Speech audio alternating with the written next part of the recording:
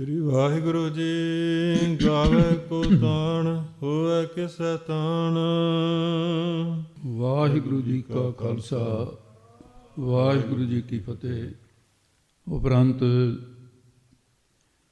ਤੀਸਰੀ ਪੌੜੀ ਦੇ ਅੰਦਰ ਸਿੱਧਾਂ ਦਾ ਪ੍ਰਸ਼ਨ ਹੈ ਕਿ ਮਹਾਰਾਜ ਤੁਸੀਂ ਜੋ ਇਹ ਗੱਲ ਕਹੀ ਹੈ ਕਿ ਹੁਕਮ ਨਾ ਕਿਹਾ ਜਾਏ, ਪਰਮੇਸ਼ਰ ਦਾ ਹੁਕਮ ਕਿਹਾ ਨਹੀਂ ਜਾ ਸਕਦਾ।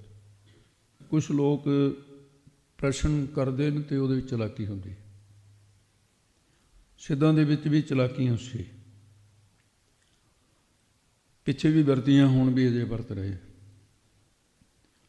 ਸਿੱਧਾਂ ਨੇ ਸੋਚਿਆ ਵੀ ਆਪਾਂ ਤਪਾ ਜੀ ਨੂੰ ਪੁੱਛੋ, ਜੇ ਹੁਕਮ ਨਹੀਂ ਕਿਹਾ ਜਾ ਸਕਦਾ ਤਾਂ ਪਰਮੇਸ਼ਰ ਦਾ ਜਿਹੜਾ ਬਲ ਹੈ, ਤਾਕਤ ਹੈ, ਉਹ ਵਰਣਨ ਕਰੋ। ਉਹਨਾਂ ਦਾ ਭਾਵ ਇਹ ਸੀ ਜਿਵੇਂ ਇੱਕ ਪਹਿਲਵਾਨ ਦਾ ਉਹਦੀ ਤਾਕਤ ਦੇ ਨਾਲ ਪਤਾ ਲੱਗ ਜਾਂਦਾ ਵੀ ਇਹ ਕਿੰਨੀ ਕੁ ਤਾਕਤ ਦਾ ਮਾਲਕ ਹੈ। ਜਦੋਂ ਇਹ ਪਰਮੇਸ਼ਰ ਦਾ ਬਲ ਕਥਨ ਕਰਨਗੇ, ਇਹ ਪਰਮੇਸ਼ਰ ਦਾ ਆਪ ਹੀ ਪਤਾ ਲੱਗ ਜਾਊਗਾ ਵੀ ਪਰਮੇਸ਼ਰ ਇਹੋ ਜਿਹਾ। ਜੇ ਹੁਕਮ ਹੀ ਅਤੇ ਹੁਕਮ ਅਕਥ ਹਨ, ਅਕਥ ਨਹੀਂ ਹੈ ਕਿ ਨਾ ਹੁਕਮ ਕਿਹਾ ਜਾ ਸਕਦਾ ਨਾ ਹੁਕਮ ਕਰਨ ਵਾਲੇ ਦਾ, ਆਖਿਆ ਜੀ ਬਲ ਕਥਨ ਕਰ ਦਿਓ, ਇਹ ਚਲਾਕੀ ਹੈ। ਅਤੇ ਮਹਾਰਾਜ ਸਾਹਿਬ ਸੱਚੇ ਪਾਤਸ਼ਾਹ ਅਤੇ ਉਹਦੀ ਇਹ ਵਿਚਾਰ ਸੁਣ ਕਰਕੇ ਅਤੇ ਅੱਗੇ ਹੁਣ ਪਹਿਲਾ ਜਿਹੜਾ ਅਰਥ ਹੈ ਅੱਜ ਦੀ ਇਹ ਕਥਾ ਵਿੱਚ ਆਰੰਭ ਹੋ ਰਿਹਾ ਹੈ, ਇਹਦੇ ਵਿੱਚ ਦੋ ਪੱਖ ਜਾਣਨ। ਇੱਕ ਵਿਧੀ ਪੱਖ ਹੁੰਦਾ ਹੈ, ਇੱਕ ਨਿਸ਼ੇਧ ਪੱਖ ਹੁੰਦਾ ਹੈ। ਵਿਧੀ ਪੱਖ ਵਿੱਚ ਖੰਡਨ ਹੁੰਦਾ ਹੈ, ਇਹ ਨਹੀਂ ਹੋ ਸਕਦਾ, ਇਹ ਨਹੀਂ ਹੋ ਸਕਦਾ। ਅਤੇ ਜਿਹੜਾ ਨਿਖੇਧ ਪੱਖ ਹੈ ਉਹਦੇ ਵਿੱਚ ਇਹ ਹੁੰਦਾ ਵੀ ਇਹ ਨਹੀਂ ਹੋ ਸਕਦਾ। ਜਿਹੜਾ ਵਿਧੀ ਪੱਖ ਹੈ ਉਹਦੇ 'ਚ ਇਹਦੇ 'ਚ ਇਉਂ ਹੋ ਸਕਦਾ ਹੈ। ਇਹਨਾਂ ਗੱਲਾਂ ਨੂੰ ਧਿਆਨ ਦੇ ਨਾਲ ਸਮਝਦੇ ਰਹਿਣਾ ਹੈ। ਪਤਾ ਨਹੀਂ ਕਲਗੀਧਰ ਪਾਤਸ਼ਾਹ ਨੇ ਤੁਹਾਡੇ 'ਚੋਂ ਕਿਹਦੀ ਕਿੱਡੀ ਵੱਡੀ ਡਿਊਟੀ ਲੈਣੀ ਹੈ। ਜਵਾਕਾਂ ਦੀ ਤਰ੍ਹਾਂ ਜਿਹੜੇ ਨਿੱਕੇ ਨਿੱਕੇ ਬੱਚੇ ਵਿਦਿਆ ਪੜ੍ਹਨ ਵਾਸਤੇ ਆਏ ਸੀ, ਬੜੇ ਬੜੇ ਭਾਰੀ ਪੰਥ ਦੇ ਵਿਦਵਾਨ ਬਣ ਕੇ ਅੱਜ ਗੁਰੂ ਸਾਹਿਬ ਦੇ ਤਖਤ ਸਾਹਿਬਾਨਾਂ 'ਤੇ ਜਾਂ ਸ਼੍ਰੋਮਣੀ ਕਮੇਟੀ ਦੇ ਵਿੱਚ ਉਹ ਚੰਗੇ ਥਾਂ 'ਤੇ ਜਾਂ ਸਿੱਖ ਸੰਗਤਾਂ ਦੇ ਚੰਗੇ ਗੁਰੂ ਘਰਾਂ ਦੇ ਅੰਦਰ ਦੇਸਾਂ ਪ੍ਰਦੇਸਾਂ 'ਚ, ਇਸ ਕਰਕੇ ਵਿਦਿਆ ਪੜ੍ਹੋ ਪੂਰੇ ਧਿਆਨ ਦੇ ਨਾਲ। ਅਤੇ ਮਹਾਰਾਜ ਸਾਹਿਬ ਜੀ ਨੇ ਫਿਰ ਇਹ ਨਿਖੇਧ ਪੱਖ ਪਹਿਲਾਂ ਲਿਆ ਹੋਇਆ ਕਥਨ ਕਰਦੇ ਨੇ। ਅਤੇ ਆਓ ਜਿਸ ਪ੍ਰਕਾਰ ਵਿਚਾਰ ਆਉਂਦੀ ਹੈ ਸੁਣੋ। ਹਾਂਜੀ। ਸ੍ਰੀ ਵਾਹਿਗੁਰੂ ਜੀ। ਗਾਵੇ ਕੋ ਤਾਣ ਹੋਵੇ ਕਿਸੈ ਤਾਣ। ਸਿੱਧੋ ਕੋਦ ਅਰਥ ਹੈ ਕੋਈ। ਉਸ ਵਾਹਿਗੁਰੂ ਦੇ ਤਾਣ ਬਲ ਨੂੰ ਕੋਦ ਅਰਥ ਹੈ ਕੌਣ। ਕੌਣ ਗਾ ਸਕਦਾ ਹੈ? ਭਾਵ ਨਹੀਂ ਕੋਈ ਗਾ ਸਕਦਾ। ਜਿਹੜਾ ਪਰਮੇਸ਼ਰ ਇੱਕ ਖਿਨ ਮਾਤਰ ਅੱਖ ਦੇ ਖੋਲ੍ਹਣ ਅਤੇ ਮੀਚਣ ਦੇ ਸਮੇਂ ਦੇ ਵਿੱਚ ਸ੍ਰਿਸ਼ਟੀ ਨੂੰ ਰਚ ਸਕਦਾ ਹੈ। ਅੱਖਾਂ ਖੋਲ੍ਹੀਆਂ ਸ੍ਰਿਸ਼ਟੀ ਰਚੀ ਗਈ, ਅੱਖਾਂ ਬੰਦ ਕੀਤੀਆਂ ਸ੍ਰਿਸ਼ਟੀ ਖਤਮ ਹੋ ਗਈ। ਹਰਨ ਭਰਨ ਜਾ ਕਾ ਨੇਤਰ ਫੋਰ। ਐਸਾ ਜਿਹੜਾ ਪਰਮੇਸ਼ਰ ਵਾਹਿਗੁਰੂ ਹੈ, ਖਿਨ ਮਹਿ ਥਾਪੋ ਥਾਪ ਦਾ ਇੱਕ ਛਿਨ ਵਿੱਚ ਪੈਦਾ ਕਰਦਾ, ਖਿਨ ਵਿੱਚ ਨਾਸ ਕਰ ਦਿੰਦਾ ਹੈ। ਅਤੇ ਇਹੋ ਜਿਹੇ ਪਰਮੇਸ਼ਰ ਦੇ ਬਲ ਨੂੰ, ਐਡੇ ਬਲੀ ਪਰਮੇਸ਼ਰ ਦੇ ਬਲ ਨੂੰ ਅੰਤਰਜਾਮੀ ਸਤਿਗੁਰੂ ਕਹਿੰਦੇ ਕੋਈ ਪਹਿਲਵਾਨਾਂ ਵਾਲਾ ਬਲ ਥੋੜ੍ਹੀ ਸੀ ਵੀ ਇੰਨੀ ਕੁ ਤਾਕਤ ਦਾ ਹੀ ਮਾਲਕ ਹੈ ਉਹ। ਇਸ ਕਰਕੇ ਉਹ ਪਰਮੇਸ਼ਰ ਦਾ ਇਹੋ ਜਿਹਾ ਜਿਹੜਾ ਬਲ ਹੈ, ਬਲੀ ਪਰਮੇਸ਼ਰ ਦੇ ਬਲ ਨੂੰ ਗਾਉਣ ਦੀ ਕਿਸੇ ਦੇ ਵਿੱਚ ਵੀ ਸਮਰੱਥਾ ਨਹੀਂ ਹੈ। ਉਸ ਪਰਮੇਸ਼ਰ ਦੇ ਬਲ ਨੂੰ ਕੋਈ ਨਹੀਂ ਗਾ ਸਕਦਾ। ਹਾਂ, ਜੇਕਰ ਕਿਸੇ ਵਿੱਚ ਤਾਣ ਬਲ ਹੋਵੇ ਕਿਸੇ ਤਾਣ ਦਾ ਅਰਥ ਹੀ ਬਲ ਹੁੰਦਾ ਹੈ, ਤਾਕਤ ਹੁੰਦੀ ਹੈ। ਉਹ ਗਾ ਸਕਦਾ ਜਿਹਦੇ ਵਿੱਚ ਤਾਣ ਹੋਵੇ। ਅਤੇ ਜੇ ਕਿਸੇ ਦੇ ਵਿੱਚ ਬਲ ਹੈ ਹੀ ਨਹੀਂ, ਉਹ ਪਰਮੇਸ਼ਰ ਦੇ ਬਲ ਨੂੰ ਕੀ ਗਾ ਸਕਦਾ? ਸਿੱਧੋ ਨਿਰੁੱਤਰ ਕਰ ਦਿੱਤਾ। ਸਿੱਧਾਂ ਨੇ ਪ੍ਰਸ਼ਨ ਦੀ ਕਰਵਟ ਲਈ, ਕਹਿੰਦੇ ਜੀ ਠੀਕ ਹੈ, ਜੇ ਵਾਹਿਗੁਰੂ ਦੇ ਬਲ ਨੂੰ ਨਹੀਂ ਗਾ ਸਕਦਾ ਤਾਂ ਉਹਦੀਆਂ ਦਾਤਾਂ, ਉਹਦੀਆਂ ਨਿਸ਼ਾਨੀਆਂ, ਇਹਦਾ ਹੀ ਵਰਣਨ ਕਰ ਦਿਓ। ਪਿੱਛੇ ਜੋ ਤੁਸੀਂ ਕਿਹਾ ਅਸੀਂ ਸਭ ਕੁਝ ਸਮਝ ਲਿਆ। ਜਿਹਦੇ ਹੁਕਮ ਨੂੰ ਜਾਣ ਲਵੇ ਹੋਮੇ ਨਹੀਂ ਕਰ ਸਕਦਾ, ਸਾਰੀਆਂ ਗੱਲਾਂ ਮਹਾਰਾਜ ਸਾਹਿਬ ਨੇ ਫਿਰ ਉੱਤਰ ਦਿੱਤਾ ਹੈ, ਗਾਵੇ ਕੋ ਦਾਤ ਜਾਣੈ ਨਿਸ਼ਾਨ। ਤੇ ਇਹ ਸ਼ਬਦ ਦੇ ਦੋ ਵਿਸਰਾਮ, ਉਹ ਧਿਆਨ ਦੇ ਨਾਲ ਪਹਿਲਾ ਤਾਣ ਤੇ ਦੂਜਾ ਦਾਤ ਤੇ, ਯਾਨੀ ਗਾਵੇ ਕੋ ਤਾਣ ਹੋਵੇ ਕਿਸੇ ਤਾਣ, ਗਾਵੇ ਕੋ ਦਾਤ ਜਾਣੈ ਨਿਸ਼ਾਨ। ਉਦੋਂ ਬਾਅਦ ਸਾਰੀ ਪੌੜੀ ਦੇ ਗਾਵੇ ਕੋ ਤੋਂ ਹੀ ਵਿਸਰਾਮ ਲੱਗਦੇ ਜਾਣਗੇ। ਇਹ ਵਿਸਰਾਮ ਭੇਦ ਹੈ ਤੇ ਚੇਤੇ ਰੱਖਣਾ। ਤੇ ਮਹਾਰਾਜ ਸਾਹਿਬ ਜੀ ਕਹਿੰਦੇ ਜਿਹੜੀਆਂ ਉਸ ਪਰਮੇਸ਼ਰ ਨੇ ਕਿਸੇ ਮਨੁੱਖ ਨੂੰ ਦਾਤਾਂ ਦਿੱਤੀਆਂ ਉਹ ਵੀ ਨਹੀਂ ਗਿਣੀਆਂ ਜਾ ਸਕਦੀਆਂ। ਕਿਹੜਾ ਮਨੁੱਖ ਹੈ ਜੋ ਪਰਮੇਸ਼ਰ ਦੀਆਂ ਦਾਤਾਂ ਦਿੱਤੀਆਂ ਹੋਈਆਂ ਸਾਰੀਆਂ ਦਾਤਾਂ ਨੂੰ ਗਾ ਸਕੇ? ਨਹੀਂ ਕਥਨ ਕਰ ਸਕਦਾ। ਪਰਮਾਤਮਾ ਦੀਆਂ ਦਿੱਤੀਆਂ ਹੋਈਆਂ ਦਾਤਾਂ ਜੇਕਰ ਨਿਸ਼ਾਨ ਪ੍ਰਗਟ ਕਰਕੇ ਜਾਣੇ ਤੇ ਤਾਂ ਹੀ ਕਹੂਗਾ, ਜਾਣਦਾ ਹੀ ਨਹੀਂ ਅਣਜਾਣ ਬੰਦਾ ਕੀ ਕਹੂਗਾ। ਇਸ ਕਰਕੇ ਉਹ ਤਾਂ ਦੱਸ ਸਕਦਾ ਹੈ ਜੇ ਨਿਸ਼ਾਨ ਪ੍ਰਗਟ ਕਰਕੇ ਜਾਣੇ। ਉਹ ਜਾਣਦਾ ਹੀ ਨਹੀਂ, ਐਸਾ ਸੰਭਵ ਨਹੀਂ ਹੈ ਕਿ ਸਾਰੀ ਸ੍ਰਿਸ਼ਟੀ ਦੇ ਜੀਵਾਂ ਦੀਆਂ ਦਾਤਾਂ ਜਿਹੜੀਆਂ ਦਿੱਤੀਆਂ ਹੋਈਆਂ ਨੇ ਉਹਨਾਂ ਨੂੰ ਕੋਈ ਗਾ ਸਕੇ, ਕਿ ਕੋਈ ਪਰਮੇਸ਼ਰ ਨੂੰ ਜਾਣਦਾ ਹੋਵੇ ਉਹਦੀਆਂ ਨਿਸ਼ਾਨੀਆਂ ਦੱਸ ਸਕੇ। ਕਹਿੰਦੇ ਨਹੀਂ, ਐਸਾ ਹੈ ਜੀ। ਗਾਵੇ ਕੋ ਦਾਤ ਜਾਣੈ ਨਿਸ਼ਾਨ, ਉਹਦੀਆਂ ਨਿਸ਼ਾਨੀਆਂ ਨੂੰ, ਉਹਦੇ ਚਿੰਨ੍ਹਾਂ ਨੂੰ, ਉਹਦੀਆਂ ਦਾਤਾਂ ਨੂੰ ਨਹੀਂ ਕੋਈ ਜਾਣ ਸਕਦਾ ਹੈ। ਗਾਵੇ ਕੋ ਗੁਣ ਵਡਿਆਈ ਆਚਾਰ। ਸਿੱਧਾਂ ਨੇ ਪ੍ਰਸ਼ਨ ਕੀਤਾ, ਜੇ ਉਹਦੀਆਂ ਦਾਤਾਂ ਨਹੀਂ ਗਾਣੀਆਂ ਜਾ ਸਕਦੀਆਂ ਤੇ ਉਹਨਾਂ ਦੇ ਗੁਣ ਤੇ ਵਡਿਆਈਆਂ ਦਾ ਵਰਣਨ ਕਰ ਦਿਓ। ਫਿਰ ਸਤਿਗੁਰੂ ਮਹਾਰਾਜ ਸਾਹਿਬ ਕਹਿੰਦੇ ਗਾਵੇ ਕੋ ਗੁਣ ਵਡਿਆਈਆ ਚਾਰ, ਤੇ ਇਸ ਨੂੰ ਵਡਿਆਈਆਂ ਬਿੰਦੀ ਲਾ ਕੇ ਨਹੀਂ ਕਰਨਾ, ਇਹਦੀ ਲੋੜ ਨਹੀਂ ਹੈਗੀ। ਇੱਥੇ ਬਿੰਦੀ ਉੱਥੇ ਲਾਈਦੀ ਹੈ ਜਿੱਥੇ ਅਰਥ ਨੂੰ ਫਰਕ ਹੋਵੇ, ਪਾਠ ਵਿਗੜਦਾ ਹੋ। ਕੁਝ ਲੋਕ ਕਹਿੰਦੇ ਨੇ ਜੀ ਇਹ ਬਹੁ ਵਚਨ ਹੈ ਵਡਿਆਈਆਂ, ਤੇ ਇਸ ਕਰਕੇ ਬਈ ਇਸ ਨੂੰ ਬਹੁ ਵਚਨ ਬਣਾਉਣ ਵਾਸਤੇ ਵਡਿਆਈਆਂ ਕਹਿਣਾ ਪਊਗਾ। ਵਡਿਆਈਆ ਇੱਕ ਵਚਨ ਹੈ, ਇਹ ਵਿਆਕਰਨ ਵਾਲੇ ਜਾਂ ਦੂਜੇ ਤੀਜੇ ਕਹਿੰਦੇ, ਪਰ ਗਲਤ ਹੈ। ਜਿੱਥੇ ਇੱਕ ਵਚਨ ਵਰਤਣਾ ਹੈ ਉੱਥੇ ਮਹਾਰਾਜ ਨੇ ਕਿਹਾ ਚੰਗਿਆਈ ਆਲਕ ਕਰੇ। ਚੰਗਿਆਈ ਇਹ ਹੈ ਇੱਕ ਵਚਨ, ਚੰਗਿਆਈ ਇੱਕ ਵਚਨ, ਚੰਗਿਆਈਆ ਬਹੁ ਵਚਨ। ਵਡਿਆਈ ਇੱਕ ਵਚਨ, ਵਡਿਆਈਆ ਬਹੁ ਵਚਨ। ਉਸ ਵੇਲੇ ਦੀ ਬੋਲੀ ਹੈ ਜਿਸ ਵੇਲੇ ਮਹਾਰਾਜ ਨੇ ਬਾਣੀ ਉਚਾਰਨ ਕੀਤੀ ਹੈ, ਉਦੋਂ ਬਿੰਦੀ ਤੋਂ ਬਿਨਾਂ ਬਹੁ ਵਚਨ ਬੋਲਿਆ ਜਾਂਦਾ ਸੀ। ਜੇ ਕੋਈ ਕਹੇ ਵੀ ਐਸਾ ਕਿਉਂ ਹੈ, ਇਸ ਕਰਕੇ ਇਹ ਸੀ ਪਾਠ ਦਾ ਭੇਦ। ਮਹਾਰਾਜ ਨੇ ਕਿਹਾ ਉਹਦੇ ਗੁਣਾਂ ਨੂੰ ਕੌਣ ਹੈ ਜਿਹੜਾ ਗਾ ਸਕਦਾ ਹੈ? ਭਾਵ ਕਿ ਕੋਈ ਨਹੀਂ ਗਾ ਸਕਦਾ। ਗੁਣ ਦਾ ਅਰਥ, ਗੁਣ ਕਿਸ ਨੂੰ ਕਹਿੰਦੇ? ਗੁਣ ਇੱਕ ਸ੍ਰੇਸ਼ਟ ਖੂਬੀ ਨੂੰ ਕਹਿੰਦੇ ਨੇ। ਜਿਹੜੀ ਸ੍ਰੇਸ਼ਟ ਖੂਬੀ ਹੋਵੇ ਕਿਸੇ, ਉਹਨੂੰ ਗੁਣ ਕਹੀਦਾ। ਪਰਮੇਸ਼ਰ ਸਾਰੇ ਹੀ ਸ੍ਰੇਸ਼ਟ ਖੂਬੀਆਂ ਦਾ ਭਰਿਆ ਹੋਇਆ, ਤੋ ਇਸ ਕਰਕੇ ਉਹਦੀਆਂ ਸ੍ਰੇਸ਼ਟ ਖੂਬੀਆਂ ਨੂੰ ਕੋਈ ਨਹੀਂ ਗਾ ਸਕਦਾ। ਉਸ ਅਕਾਲ ਪੁਰਖ ਨੇ ਗਰੀਬਾਂ ਨੂੰ ਨਿਵਾਜਣਾ, ਅਕਿਰਤ ਕਣਾਂ ਨੂੰ ਪਾਲਣਾ, ਕਿਰਪਾ ਦੇ ਖਜ਼ਾਨੇ, ਕਿੱਡੇ ਕੁ ਗੁਣ ਉਹਦੇ ਕਹੇ ਜਾਣ। ਇਹਦੇ ਉਪਕਾਰ ਗਾਉਣ ਦੇ ਲਈ ਕੋਈ ਸਮਰੱਥ ਨਹੀਂ ਹੈ ਸਿੱਧੋ। ਜਿਵੇਂ ਅਕਿਰਤ ਕਣਾਂ ਨੂੰ ਪਾਲਦਾ ਪ੍ਰਭ ਨਾਨਕ ਸਦ ਬਖਸ਼ਿੰਦ, ਜਿਹੜੇ ਉਹਨੂੰ ਭੁਲਾਈ ਫਿਰਦੇ ਨੇ ਉਹਨਾਂ ਨੂੰ ਵੀ ਰੋਜੀ ਦਿੰਦਾ। ਉਹਦੇ ਕੀਤੇ ਨੂੰ ਭੁਲਾਉਂਦੇ ਨੇ ਜਿਹੜੇ ਕਹਿੰਦੇ ਰੱਬ ਹੈ ਨਹੀਂ, ਪਾਲਣਾ ਉਹਨਾਂ ਦੀ ਵੀ ਵਿੱਚੇ ਕਰੀ ਜਾਂਦਾ। ਗਰੀਬ ਨਵਾਜ ਗੁਸਾਈਆਂ ਮੇਰਾ, ਉਹ ਗਰੀਬਾਂ ਨੂੰ ਨਿਵਾਜਣ ਵਾਲਾ ਹੈ। ਮੇਰੇ ਸਾਹਿਬਾ ਗੌਣ ਜਾਣੈ ਗੁਣ ਤੇਰੇ, ਤੇਰੇ ਗੁਣਾਂ ਨੂੰ ਨਹੀਂ ਕੋਈ ਜਾ ਸਕਦਾ। ਸ਼ੇਸ਼ ਨਾਗ ਸਿਰ ਸਹਿਸ ਬਨਾਈ, ਦੋਏ ਸਹੰਸ ਰਸਨਾ ਸੁਹਾਈ, ਰੜਤ ਅਵਲਗੇ ਨਾਮ ਅਪਾਰਾ, ਤੁਮਰੋ ਤੋ ਨ ਪਾਵਤ ਪਾਰਾ। ਏਕ ਜਿਹੀ ਗੁਣ ਕਵਨ ਬਖਾਨੈ, ਮੇਰੀ ਤਾਂ ਇੱਕ ਜੀਵ ਹੈ, ਕਿਹੜੇ ਗੁਣ ਕਹਿੰਦੇ ਤੇਰੇ? ਸਹਿਸ ਪਨੀ ਸੇਖ ਅੰਤ ਨਾ ਜਾਣੇ, ਤੇਰਾ ਤਾਂ ਅੰਤ ਉਹਨੇ ਨਹੀਂ ਪਾਇਆ। ਇਸ ਕਰਕੇ ਮਹਾਰਾਜ ਸਾਹਿਬ ਸੱਚੇ ਪਾਤਸ਼ਾਹ ਦੇ ਇਹ ਪ੍ਰਮਾਣ ਭਾਵੇਂ 10ਵੇਂ ਜਾਮੇ 'ਚ ਉਚਾਰਨ ਕੀਤੇ, 5ਵੇਂ 'ਚ ਕੀਤੇ, ਸਿਧਾਂਤ ਉਹੀ ਹੈ।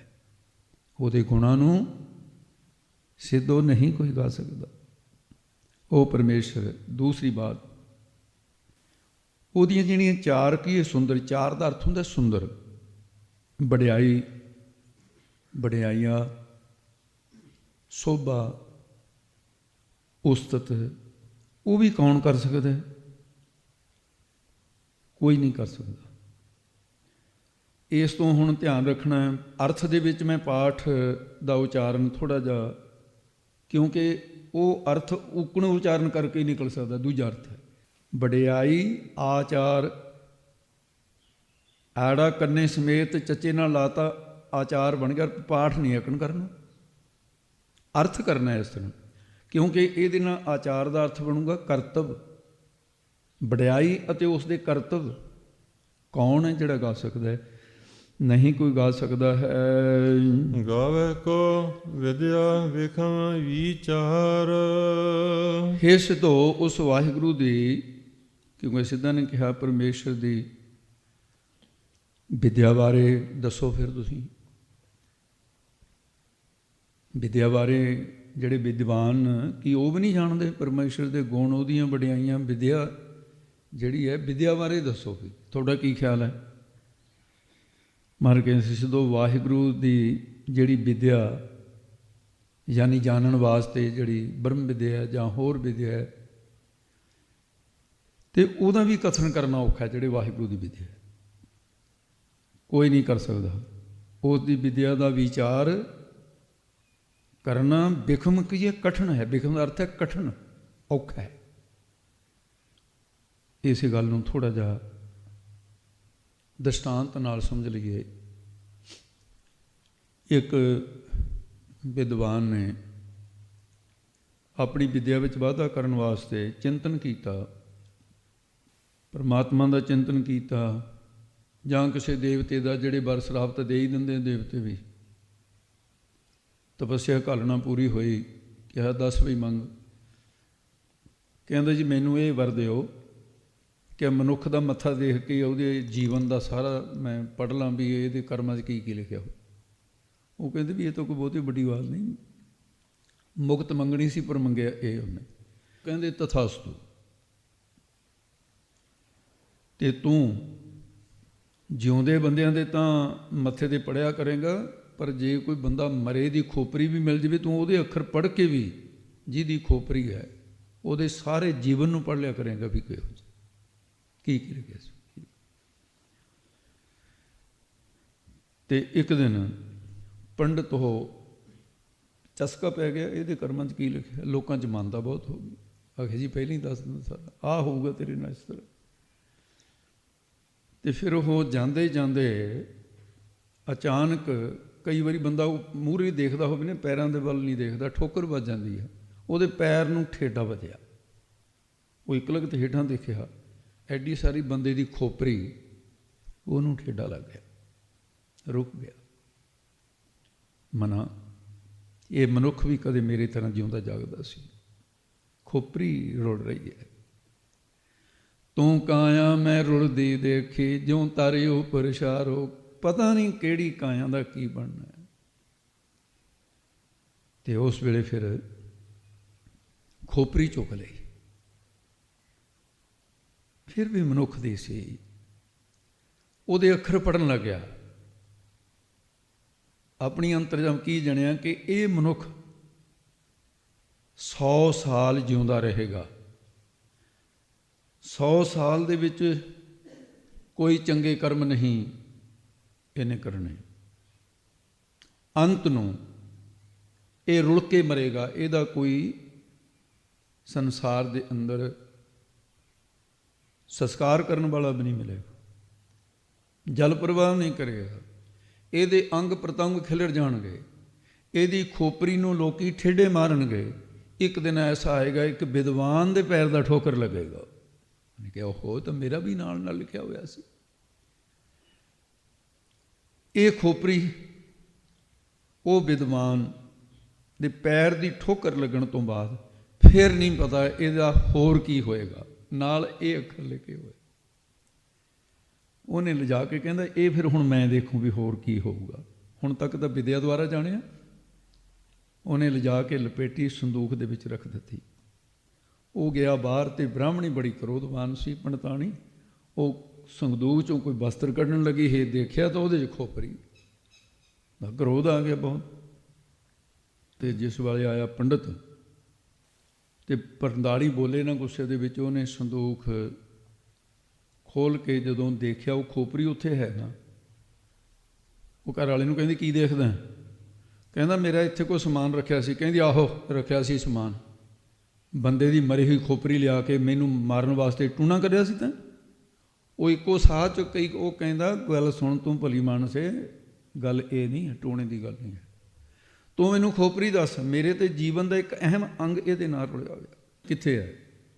ਕਹਿੰਦੀ ਮੈਂ ਕੱਢ ਕੇ ਸੰਦੂਕ 'ਚੋਂ ਉਖਲੀ 'ਚ ਪਾ ਕੇ ਮੂਹਲਿਆਂ ਨਾਲ ਕੁੱਟ-ਕੁੱਟ ਕੇ ਚੂਰਾ ਕਰਕੇ ਕਹਿੰਦੀ ਟੁੱਬੇ 'ਚ ਸਿੱਟ ਕੇ ਆਈਆਂ ਤੇਰੇ ਟੂਣੇ ਨੂੰ। ਪੰਡਤ ਖੜਾਈ ਰੋਣ ਲੱਗ ਗਿਆ, ਕਹਿੰਦਾ ਵਿਧਾਤਾ ਵਿਦਿਆ ਦੁਆਰਾ ਤੇਰੀ ਵਿਦਿਆ ਨੂੰ ਨਹੀਂ ਕੋਈ ਜਾਣ ਸਕਦਾ, ਇਹ ਬਿਖਮ ਕਠਨ ਹੈ ਜਾਣਨੀ, ਕਿਉਂਕਿ ਤੂੰ ਲਿਖ ਦਿੱਤਾ ਸੀ ਵੀ ਇਹ ਨਹੀਂ ਪਤਾ ਕੀ ਬਣੇਗਾ। ਇਹ ਖੋਪਰੀ ਦਾ ਹਾਲ ਨਹੀਂ ਸੀ ਪਤਾ ਕਿ ਬਾਅਦ ਦੇ ਵਿੱਚ ਆਹ ਵੀ ਕੁਝ ਬਣਨਾ, ਮੂਹਲਿਆਂ ਦੇ ਨਾਲ ਕੁੱਟੀ ਵੀ ਜਾਣੀ ਹੈ। ਇਸ ਕਰਕੇ ਉਸ ਪਰਮੇਸ਼ਰ ਦੀ ਵਿਦਿਆ ਜਿਹੜੀ ਹੈ ਉਹਨੂੰ ਜਾਣਨਾ ਬੜਾ ਕਠਿਨ ਹੈ, ਬਿਖਮ ਹੈ, ਬਿਖਮ ਹੈ ਉਸ ਦੀ ਵਿਚਾਰ ਸਿੱਧੋ। ਇਸ ਕਰਕੇ ਇਹ ਨਹੀਂ ਕੋਈ ਜਾਣ ਸਕਦਾ ਹੈ। ਗਾਵੇ ਕੋ ਸਾਜ ਕਰੇ ਤਨ ਕੇ ਹੈ, ਉਸ ਵਾਹਿਗੁਰੂ ਦੀ ਤਾਕਤ ਨੂੰ ਕੋ ਕਿਹੜਾ ਹੈ ਜਿਹੜਾ ਗਾ ਸਕਦਾ ਹੈ? 84 ਲੱਖ ਜੂਨਾਂ ਨੂੰ ਸਾਜ ਕਰਕੇ ਰਚ ਕੇ ਤਨ ਸਰੀਰ ਨੂੰ ਖਿਨ ਮਾਤਰ ਖੇ ਕੀ ਸੁਆਹ ਕਰਕੇ ਰੱਖ ਦਿੰਦਾ ਹੈ। ਜਾਂ ਮਾਤਾ ਦੇ ਗਰਭ ਵਿੱਚ ਤਨ ਦੇਹਾਂ ਤੇ ਉਹਨਾਂ ਦੇ ਅੰਗ ਪ੍ਰਤੰਗ ਸਵਾਰ ਕੇ ਸਾਜਨਮ ਸਾਜਣਾ, ਸਿਰਜਣਾ, ਪੈਦਾ ਕਰਨਾ, ਫਿਰ ਸਵਾਰਨਾ, ਇਹ ਤਨ ਸਰੀਰ ਨੂੰ ਬਣਾ ਕੇ ਉਮਰ ਪੂਰੀ ਹੋਣ ਤੋਂ ਫਿਰ ਖੇਹ ਕਹੀਏ ਮਿੱਟੀ ਬਣਾ ਦਿੰਦਾ ਹੈ, ਉਸਦੀ ਨਾਸ ਕਰ ਦਿੰਦਾ ਹੈ। ਇਸ ਪ੍ਰਕਾਰ ਉਹ ਅਚਰਜ ਵਾਹਿਗੁਰੂ ਦੇ ਵੱਲ ਨੂੰ ਦੱਸੋ ਕਿ ਇਸ ਤੋਂ ਕਿਵੇਂ ਗਾ ਸਕਦਾ? ਗਣੇਂਦਿਆਂ ਛੇ ਮਾਂ ਟੁੱਟੰਦਿਆਂ ਇੱਕ ਖਿਨੋ, ਇੱਕ ਛਿਨ ਵਿੱਚ ਨਾਸ ਕਰ। ਇੱਥੇ ਤੱਕ ਗੁਰੂ ਗ੍ਰੰਥ ਸਾਹਿਬ ਦਾ ਪਹਿਲਾ ਅੰਗ ਸਮਾਪਤ ਹੋ ਜਾਂਦਾ ਹੈ। ਹੁਣ ਦੂਸਰੇ ਅੰਗ ਦੇ ਉੱਤੇ ਇਹ ਤੁਕ ਆ ਗਈ ਹੈ। ਕਈਆਂ ਪੋਥੀਆਂ ਦੇ ਵਿੱਚ ਫਰਕ ਹੋ ਸਕਦਾ, ਪਰ ਕਈਆਂ ਪੋਥੀਆਂ ਦੇ ਵਿੱਚ ਐਸੇ ਆਊਗਾ ਪੁਰਾਣਾ ਪਾਠ, ਪੁਰਾਣੇ ਅੰਗ, ਉਹਦੀ ਗਿਣਤੀ। ਪ੍ਰੈਸ ਦੇ ਵਿੱਚ ਥੋੜ੍ਹੇ ਜਿਹੇ ਅੰਗਾਂ ਦਾ ਥੋੜ੍ਹਾ ਬਹੁਤ ਅੰਤਰ ਆਈ ਜਾਂਦਾ ਹੈ। ਹੁਣ ਦੂਸਰੇ ਅੰਗ ਤੇ ਇਸ ਪੌੜੀ ਦੇ ਵਿੱਚ ਹੀ ਅੰਗ ਪਰਤ ਗਿਆ ਹੈ। ਤੇ ਅੱਗੇ ਹੁਣ ਫਿਰ ਮਹਾਰਾਜ ਸਾਹਿਬ ਜੀ ਕਥਨ ਕਰਦੇ ਹਨ ਜੀ, ਗਾਵੇ ਕੋ ਜੀ ਲੈ ਫਿਰ ਦੇਹ, ਉਹ ਬ੍ਰਹਮਨ ਦੀ ਚੇਤਨ ਸੱਤਾ ਦੇ ਆਸਰੇ ਤਿੰਨ ਸਰੀਰ ਜੀਵ ਆਤਮਾ ਚੁੱਕੀ ਫਿਰਦਾ ਹੈ। ਚੇਤਨ ਦੀ ਸੱਤਾ ਕਰਕੇ ਆਪਣੇ ਸਰੀਰ ਦਾ ਭਾਰ ਮਹਿਸੂਸ ਨਹੀਂ ਹੁੰਦਾ, ਹਵਾ ਦੀ ਨਹੀਂ ਚੁੱਕੀ ਫਿਰਦਾ। ਜੀਵ ਆਤਮਾ ਸਰੀਰ ਵਿੱਚੋਂ ਨਿਕਲ ਕੇ ਚਲਿਆ ਜਾਂਦਾ ਹੈ ਤਾਂ ਕੁਝ ਪਤਾ ਹੀ ਨਹੀਂ ਚੱਲਦਾ ਕਿੱਥੇ ਗਿਆ, ਕਿੱਥੋਂ ਆਇਆ, ਕਹਿ ਗਿਆ। ਉਹ ਪਰਮੇਸ਼ਰ ਜੀ ਕਹੀਏ ਜੀਵਾਂ ਨੂੰ ਪ੍ਰਲਬਧ ਦੇ ਅਨੁਸਾਰ ਸਰੀਰ ਦਿੰਦਾ। ਜਦੋਂ ਪ੍ਰਲਬਧ ਸਮਾਪਤ ਹੋ ਜਾਂਦੀ ਹੈ ਤੇ ਜਦੋਂ ਪ੍ਰਲਬਧ ਸਮਾਪਤ ਹੋ ਗਈ ਤਾਂ ਫਿਰ ਸਰੀਰ ਵਾਪਸ ਲੈ ਲਿਆ ਅਤੇ ਬਾਅਦ ਦੇ ਵਿੱਚ ਫਿਰ ਸਰੀਰ ਨੂੰ ਫਿਰ ਬਾਅਦ ਦੇ ਵਿੱਚ ਦੇ ਦਿੰਦਾ, ਅਗਲੀ ਜੂਨ ਦਿੰਦਾ, ਅਗਲਾ ਸਰੀਰ ਦਿੰਦਾ। ਤੇ ਇਸ ਕਰਕੇ ਉਹ ਵਾਹਿਗੁਰੂ ਨੂੰ ਕੌਣ ਹੈ ਜਿਹੜਾ ਗਾ ਸਕਦਾ ਹੈ? ਨਹੀਂ ਗਾ ਸਕਦਾ।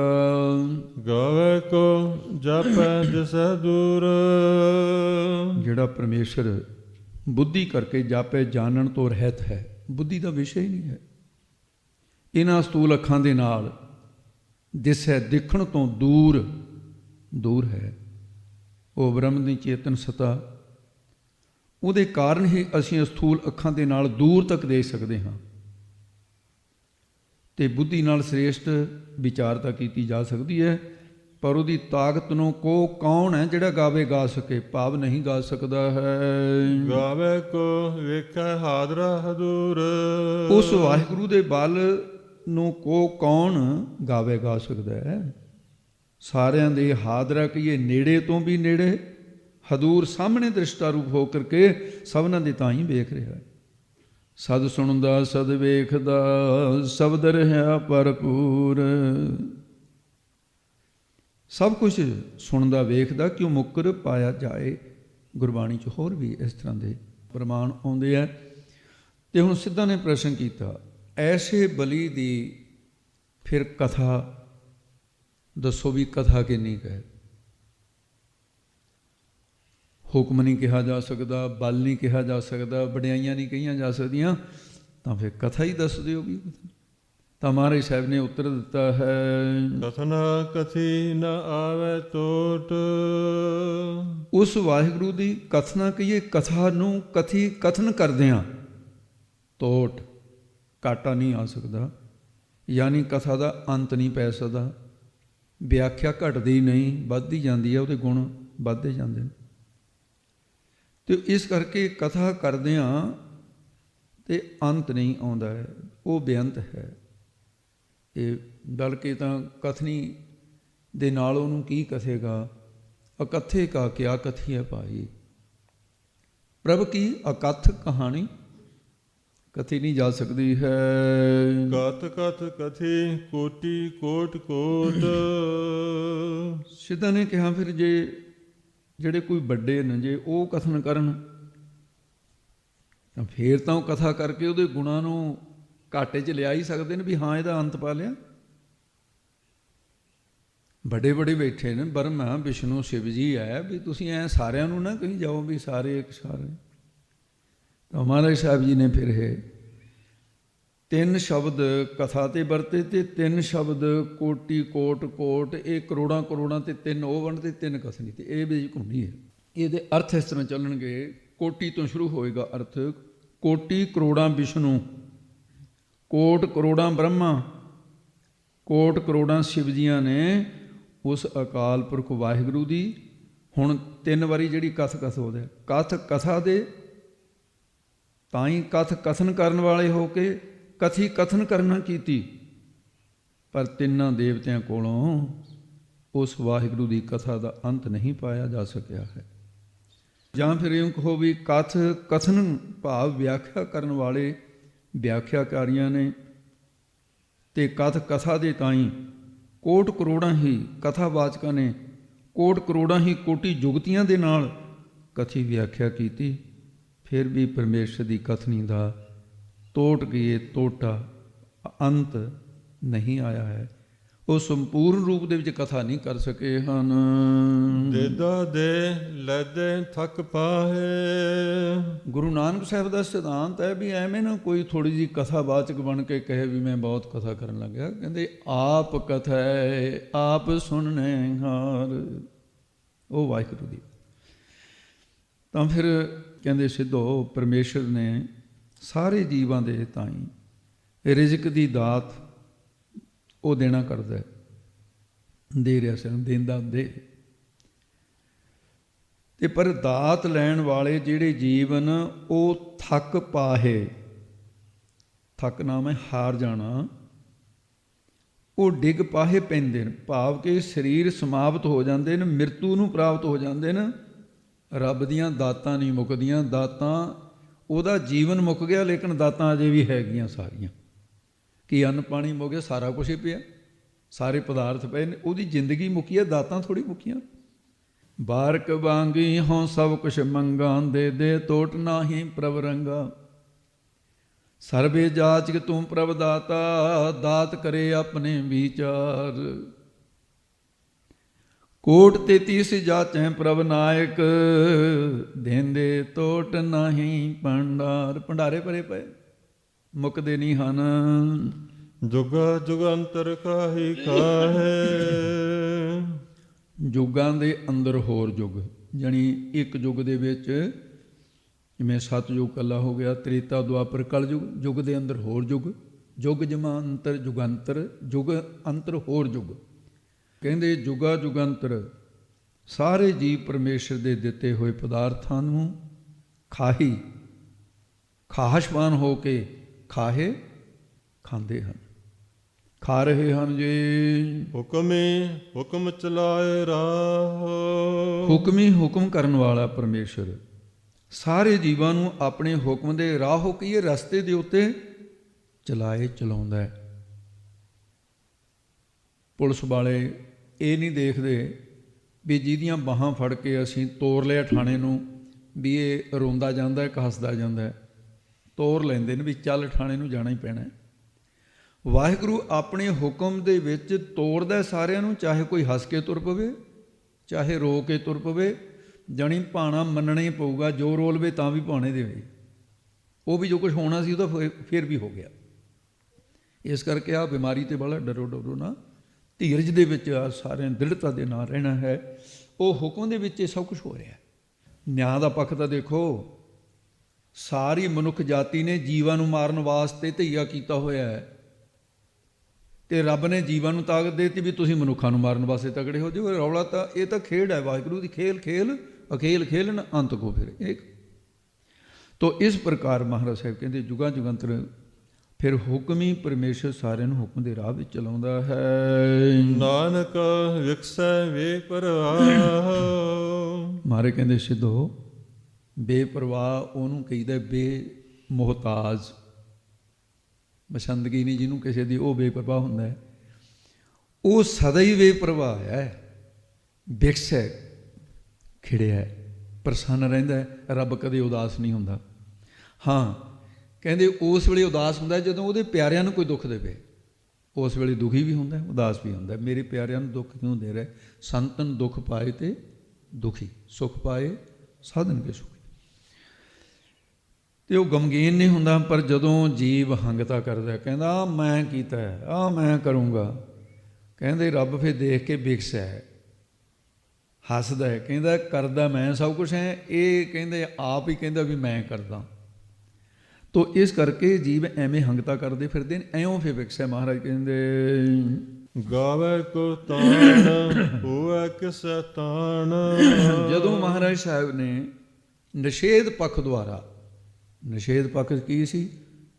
ਆਪ ਨਹੀਂ ਗਾ ਸਕਦਾ, ਆਪ ਨਹੀਂ ਗਾ ਸਕਦਾ, ਆਪ ਨਹੀਂ ਗਾ ਸਕਦਾ। ਹੁਣ ਹੈ ਵਿਧੀ ਪੱਖ। ਵਿਧੀ ਪੱਖ ਦੀ ਕਿਉਂਕਿ ਪ੍ਰਸ਼ਨ ਬਦਲਿਆ, ਕਹਿੰਦੇ ਮਹਾਰਾਜ ਜੀ ਆਪ ਜੀ ਦੇ ਕਹੇ ਅਨੁਸਾਰ ਉਸ ਵਾਹਿਗੁਰੂ ਦੇ ਬਲ ਨੂੰ ਕੋਈ ਗਾ ਨਹੀਂ ਸਕਦਾ, ਤਾਂ ਫਿਰ ਕੋਈ ਵੀ ਨਹੀਂ ਗਾ ਸਕਦਾ, ਜਾਂ ਫਿਰ ਕੋਈ ਇਹਦੇ 'ਚ ਵਿਧੀ ਪੱਖ। ਤੇ ਮਹਾਰਾਜ ਸਾਹਿਬ ਜੀ ਕਹਿੰਦੇ ਵੀ ਕੋਈ ਗਾ ਸਕਦਾ ਹੈ ਕਿ ਕੋਈ ਵੀ ਨਹੀਂ ਗਾ ਸਕਦਾ। ਮਹਾਰਾਜ ਕਹਿੰਦੇ ਦੇਖੋ ਪਹਿਲਾ ਪੱਖ ਸੀ ਵੀ ਕੋਈ ਵੀ ਨਹੀਂ ਗਾ ਸਕਦਾ। ਕਹਿੰਦੇ ਹੁਣ ਤੁਹਾਨੂੰ ਦੱਸਦੇ ਹਾਂ ਵਿਧੀ ਪੱਖ ਦੁਆਰਾ ਵੀ ਜਿਹੜੇ ਉਹਨੂੰ ਗਾ ਸਕਦੇ। ਕਿਵੇਂ ਗਾ ਸਕਦੇ? ਕਿੰਨਾ ਕੁ ਗਾ ਸਕਦੇ? ਸੰਪੂਰਨ ਰੂਪ 'ਚ ਨਹੀਂ। ਇਹ ਫਿਰ ਵਿਧੀ ਪੱਖ ਹੈ। ਆ ਵੀ ਗਾ ਸਕਦਾ, ਆ ਵੀ ਗਾ ਸਕਦਾ, ਇਹਨੇ ਵੀ ਗਾਇਆ, ਇਹਨੇ ਵੀ ਗਾਇਆ, ਪਰ ਇੰਨੀ ਸੀਮਾ ਦੇ ਵਿੱਚ ਰਹਿ ਗਿਆ। ਗਾਵੇ ਕੋ ਤਾਣ ਹੋਵੇ ਕਿਸੇ ਤਾਂ। ਕਿਵੇਂ ਗਾਉਂਦੇ ਆ?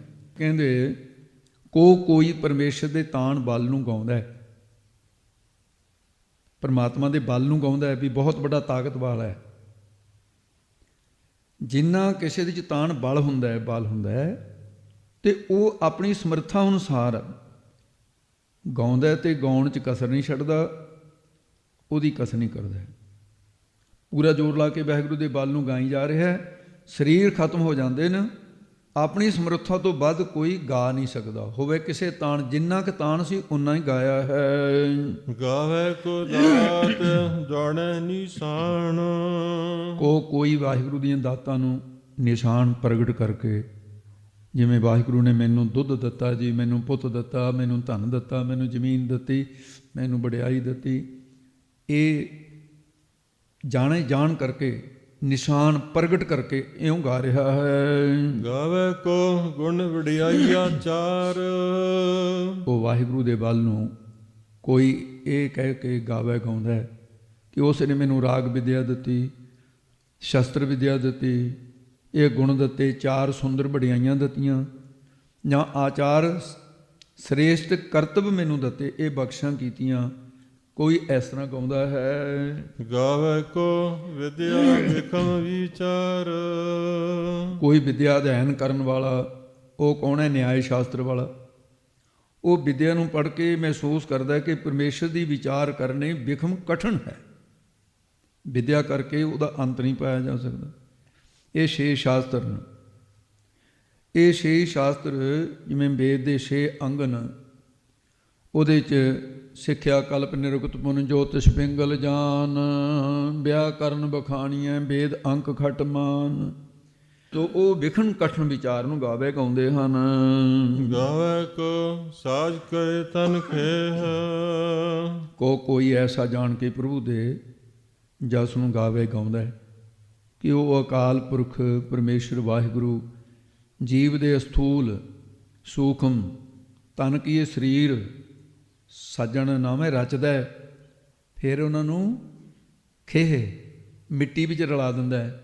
ਸੁਆਹ ਨਹੀਂ ਰਹਿੰਦੀ, ਉਹ ਵੀ ਸਾਰੀ ਮਿੱਟੀ ਦੇ ਵਿੱਚ ਉੱਡ ਉੱਡ ਕੇ ਨਾ ਹਨੇਰੀਆਂ ਚੱਲਦੀਆਂ ਨਾ, ਸਿਵਿਆਂ ਦੇ ਵਿੱਚ ਜਾਓ ਰੜਾ ਜ਼ਮੀਨ ਮਿਲੂਗੀ, ਸੁਆਹ ਵੀ ਖਤਮ ਹੋ ਜਾਂਦੀ ਹੈ। ਅਤੇ ਇਸ ਕਰਕੇ ਇਹ ਤਾਂ ਇਕੱਲਾ ਹੰਕਾਰ ਆ ਜਿਹੜਾ ਅਸੀਂ ਕਰੀ ਜਾਂਦੇ ਹਾਂ। ਅਤੇ ਕੋਈ ਇਸ ਪ੍ਰਕਾਰ ਗਾਉਂਦਾ ਹੈ। ਗਾਵੇ ਕੋ ਜੀਅ ਲੈ ਫਿਰ ਦੇਹ, ਅਤੇ ਉਹ ਜਿਹੜਾ ਜਿਵੇਂ ਕਿਸੇ ਮਾਟੀ ਸੀ, ਉਹ ਮਾਟੀ ਦੇ ਲਈ ਨਾਗਾ ਉੱਠ ਜਾਈ, ਐਂ ਤੁਰ ਜਾਂਦਾ, ਫਿਰ ਨਾਗੇ ਆਵਨ ਨਾਗੇ ਜਾਣਾ। ਅਤੇ ਇਸ ਕਰਕੇ ਕੋਈ ਉਸ ਵਾਹਿਗੁਰੂ ਨੂੰ ਹੈਰਾਨ ਹੋ ਕੇ ਇਉਂ ਵੀ ਗਾਉਂਦਾ ਹੈ ਕਿ ਉਹ ਆਪ ਹੀ ਜੀਵਾਂ ਨੂੰ ਪ੍ਰਲਬਧ ਪੂਰੀ ਹੋਣ 'ਤੇ ਜੀਵ ਜੀਵਾਂ ਦੇ ਪਾਸੋਂ ਦੇਹ ਸਰੀਰ ਲੈਂਦਾ, ਫਿਰ ਵਾਸ਼ਨਾ ਅਨੁਸਾਰ ਕਰਮਾਂ ਅਨੁਸਾਰ ਦੇਹ ਫਿਰ ਦੇ ਦਿੰਦਾ ਸਰੀਰ। ਗਾਵੇ ਕੋ ਜਾਪੈ ਦਿਸੈ ਦੂਰ, ਕੋਈ ਉਸ ਦੇ ਜਸ ਨੂੰ ਇਸ ਲਈ ਗਾਵੇ ਗਾਉਂਦਾ ਹੈ ਕਿ ਉਹ ਵਾਹਿਗੁਰੂ ਬੁੱਧੀ ਦੇ ਨਾਲ ਜਾਪੇ ਜਾਣਨ ਤੋਂ, ਅੱਖਾਂ ਦੇ ਨਾਲ ਦਿਸਣ ਤੋਂ ਦੂਰ ਹੈ, ਬੇਅੰਤ ਹੈ, ਸੂਖਮ ਹੈ। ਗਾਵੇ ਕੋ ਵੇਖੈ ਹਾਦਰਾ ਹਦੂਰ, ਕੋਈ ਐਸਾ ਜਾਣ ਕੇ ਉਸ ਨੂੰ ਗਾਵੇ ਗਾਉਂਦਾ ਹੈ ਕਿ ਉਹ ਵਾਹਿਗੁਰੂ ਸਭਨਾਂ ਦੇ ਹਾਜ਼ਰਾ ਹਦੂਰ ਨੇੜੇ ਤੋਂ ਨੇੜੇ ਹੈ, ਸਾਹਮਣੇ ਹੋ ਕੇ ਸਭਨਾਂ ਨੂੰ ਵੇਖ ਰਿਹਾ ਹੈ, ਸਦ ਸੁਣਦਾ ਸਦ ਵੇਖਦਾ, ਐਸਾ ਹੈ। ਕਥਨਾ ਕਥੀ ਨ ਆਵੈ ਟੋਟ, ਇਹ ਸਿੱਧੋ ਤੇ ਇਸ ਪ੍ਰਕਾਰ ਫਿਰ ਉਸ ਕਥਨਾ ਕਥਾ ਦਾ ਕਥੀ ਕਥਨ ਕਰਨਾ, ਉਹਦੇ ਨਾਲ ਕੋਈ ਤੋੜ ਘਾਟਾ ਨਾ ਕਹੀਏ ਨਹੀਂ ਆਵੇ ਆਉਂਦਾ। ਮਹਾਰਾਜ ਨੇ ਆਪਣੀ ਧੁਨ ਉੱਥੇ ਰੱਖੀ ਹੈ ਤੇ ਪਰ ਘਾਟਾ ਨਹੀਂ ਆ ਸਕਦਾ, ਪਰ ਐਂ ਗਾਉਂਦੇ ਵੀ ਹੈ, ਕਹਿੰਦੇ ਵੀ ਹੈ। ਇਹਦੀ ਵਿਧੀ ਪੱਖ ਦੁਆਰਾ ਦੱਸਿਆ ਹੈ। ਕਥ ਕਥ ਕਥੀ ਕੋਟੀ ਕੋਟ ਕੋਟ, ਉਹ ਵਾਹਿਗੁਰੂ ਦੀ ਕਥਾ ਜਸ ਭੂਤਕਾਲ ਦੇ ਵਿੱਚ ਵੀ ਕੋਟ ਕਰੋੜਾਂ ਨੇ ਕਥ ਕਥਨ ਕਰਨ ਵਾਲੇ ਹੋ ਕੇ ਕਥਨ ਕੀਤੀ, ਵਰਤਮਾਨ ਸਮੇਂ ਦੇ ਕੋਟ ਕਰੋੜਾਂ ਨੇ ਕਥ ਕਥਨੀ ਵਾਲੇ ਹੋ ਕਰਕੇ ਤੇ ਉਹ ਕਥਾ ਕੀਤੀ, ਕਥਨ ਕੀਤਾ। ਭਵਿੱਖ ਕਾਲ ਵਿੱਚ ਵੀ ਕੋਟੀ ਕਰੋੜਾਂ ਲੋਕ ਕਥੀ ਕਥਨ ਕਰਨਗੇ, ਪਰ ਉਸ ਵਾਹਿਗੁਰੂ ਦੀ ਕਥਨੀ ਦਾ ਕੋਈ ਅੰਤ ਕਿਸੇ ਪ੍ਰਕਾਰ ਨਹੀਂ ਆਇਆ, ਉਹਦੀ ਕਥਨੀ ਦਾ ਟੋਟਾ ਨਹੀਂ ਆਇਆ, ਘਾਟਾ ਨਹੀਂ ਆ, ਭਾਵ ਉਹ ਬੇਅੰਤ ਹੈ। ਤੇ ਕਬੀਰ ਸਾਹਿਬ ਨੇ ਪਾਵਨ ਬਚਨ ਕਹੇ ਹੈ, ਕਬੀਰ ਸਾਤ ਸਮੁੰਦ ਹੈ ਮਸ ਕਰੋ, ਕਲਮ ਕਰੋ ਬਨ ਰਾਏ। 7 ਸਮੁੰਦਰਾਂ ਦੀ ਛਾਈ ਬਣਾ ਲਈ ਜਾਏ, ਸਾਰੀ ਬਨਸਪਤੀ ਇੱਕ ਨਿੱਕੇ ਪੌਦੇ ਤੋਂ ਲੈ ਕੇ ਸਾਰੇ ਦੀਆਂ ਕਲਮਾਂ ਘੜ ਲਈਆਂ ਜਾਣ। ਬਸਦਾ ਕਾਗਦ ਜਾਓ ਕਰੋ, ਸਾਰੀ ਧਰਤੀ ਦਾ ਕਾਗਜ਼ ਬਣਾ ਲਿਆ। ਹਰ ਜਸ ਲਿਖਨ ਨਾ ਜਾਏ, ਐਂ ਫਿਰ ਬੇਅੰਤ ਬੇਅੰਤ ਬੇਅੰਤ ਕੋ ਕਰੰਤ ਪਾਠ ਪੇਖਿਆ ਸ੍ਰੀ ਦਸਮ ਸ੍ਰੀ ਗੁਰੂ ਗੋਬਿੰਦ ਸਿੰਘ ਸਾਹਿਬ ਦੀ ਰਚਨਾ। ਤੇ ਇਸ ਪ੍ਰਕਾਰ ਆਪਣੀ ਗੱਲ ਸਮਾਪਤ ਕੀਤੀ। ਹੁਣ ਅੱਗੇ ਮਹਾਰਾਜ ਸਾਹਿਬ ਜੀ ਨੇ ਤੇ ਤੀਸਰਾ ਜਿਹੜਾ ਪੱਖ ਹੈ, ਜਿੱਥੋਂ ਤੀਸਰਾ ਅਰਥ ਸੰਪਰਦਾ ਕੀਤਾ ਜਾਂਦਾ ਹੈ, ਸਿੱਧਾਂ ਦਾ ਪ੍ਰਸ਼ਨ ਹੈ। ਤੇ ਆਪ ਨੇ ਜੀਵਾਂ ਦੇ ਵੱਖਰੇ ਆਪਣੇ ਬਲ ਅਨੁਸਾਰ ਪ੍ਰਭੂ ਨੂੰ ਗਾਉਣ ਦੀ ਗੱਲ ਵੀ ਕਹਿ ਦਿੱਤੀ, ਨਹੀਂ ਗਾ ਸਕਦੇ ਉਹ ਵੀ ਦੱਸਦੀ। ਸਾਨੂੰ ਨਿਸ਼ਚਾ ਹੋ ਗਿਆ ਇਹ ਗੱਲ, ਤੇ ਸਾਨੂੰ ਨਿਸ਼ਚਾ ਕਿਤੇ ਕਿਤੇ ਵੀ ਕਹਿ ਦਿੰਦੇ ਸੀ, ਮੁੜ ਕੇ ਫੇਰ ਪ੍ਰਸ਼ਨ ਫੇਰ ਕਰਦੇ ਰਹਿੰਦੇ।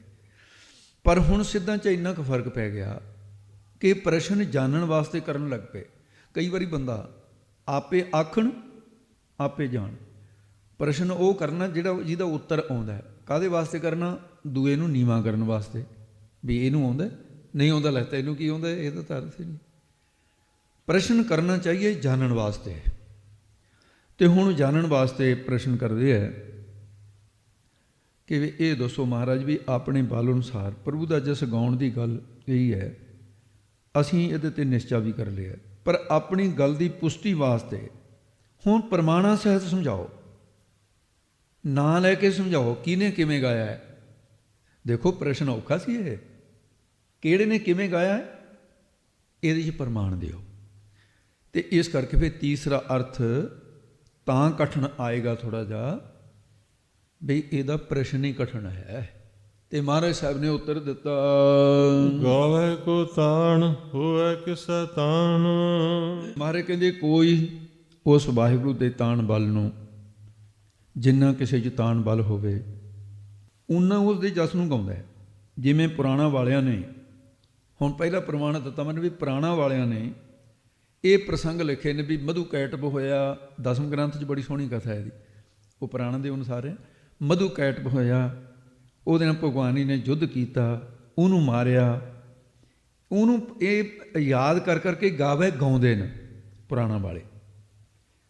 ਤੇ ਜਿਵੇਂ ਪ੍ਰਭੂ ਨੇ ਰਾਖਸ਼ਾਂ ਤੋਂ ਰੱਖਿਆ ਕੀਤੀ, ਧਰੂ ਪ੍ਰਹਲਾਦ ਨੂੰ ਨਿਵਾਜਿਆ, ਪ੍ਰਹਲਾਦ ਦੀ ਰੱਖਿਆ ਕੀਤੀ, ਧਰੂ ਨੂੰ 36,000 ਬਰਸ ਰਾਜ ਦਿੱਤਾ, ਅਟਲ ਪਦਵੀ ਦਿੱਤੀ, ਇਹ ਸਭ ਪ੍ਰਸੰਗ ਗਾਵੇ। ਤੇ ਜਿੰਨਾ ਕੁ ਉਹਨਾਂ 'ਚ ਤਾਣ ਸੀ ਕਹਿੰਦੇ ਉਹ ਪੁਰਾਣਾਂ ਦੇ ਵਾਲੇ ਉਹ ਵੀ ਗਾ ਰਹੇ ਨੇ। ਬਿਆਸ ਵਿਚਾਰ ਕਹਿਓ ਪਰਮਾਰਥ, ਰਾਮ ਨਾਮ ਸਰਨਾਹੀ। ਤੇ ਸਿੱਧ ਕਹਿੰਦੇ ਜੀ ਠੀਕ ਹੈ, ਇਹ ਪ੍ਰਮਾਣ ਦੇ ਨਾਲ ਸਾਡੇ ਸਮਝ ਆ ਗਈ ਹੈ। ਗਾਵੇ ਕੋ ਦਾਤ ਜਾਣੈ ਨਿਸ਼ਾਨ। ਤੇ ਹੁਣ ਜਿਹੜਾ ਤਾਂ ਪੜ੍ਹਿਆ ਹੋਇਆ ਹੈ ਉਹਦਾ ਤਾਂ ਨਾਂ ਲੈਂਦਿਆਂ ਹੀ ਉਸੇ ਵੇਲੇ ਤੇ ਉਹਨੂੰ ਵਿਆਖਿਆ ਕਰਨ ਦੀ ਵੀ ਲੋੜ ਨਹੀਂ। ਪਰ ਹੁਣ ਤੁਹਾਡੀ ਵੀ ਬਹੁਤੀ ਗਿਣਤੀ ਉਹਨਾਂ ਦੀ ਹੈ ਜਿਨ੍ਹਾਂ ਨੇ ਉਹ ਗ੍ਰੰਥ ਪੜ੍ਹੇ ਨਹੀਂ ਅਜੇ, ਇਸ ਕਰਕੇ ਦੱਸਣਾ ਪੈਂਦਾ। ਕੋਈ ਪੰਜ ਰਾਤਰ ਗ੍ਰੰਥ ਹੈ, ਕਹਿੰਦੇ ਪੰਜ ਰਾਤਰ ਮਤ ਵਾਲੇ ਇਹ ਬਣਾਇਆ ਹੋਇਆ ਨਾਰਦ ਦਾ। ਉਹ ਪਰਮੇਸ਼ਰ ਦੀਆਂ ਜਿਹੜੀਆਂ ਬਖਸ਼ੀਆਂ ਹੋਈਆਂ ਅਮੋਲਕ ਵਸਤੂਆਂ ਨੇ ਉਹ ਪਤਾ ਕਿਵੇਂ ਗਾਉਂਦਾ ਨਾਰਦ ਪੰਜ ਰਾਤਰ ਵਿੱਚ।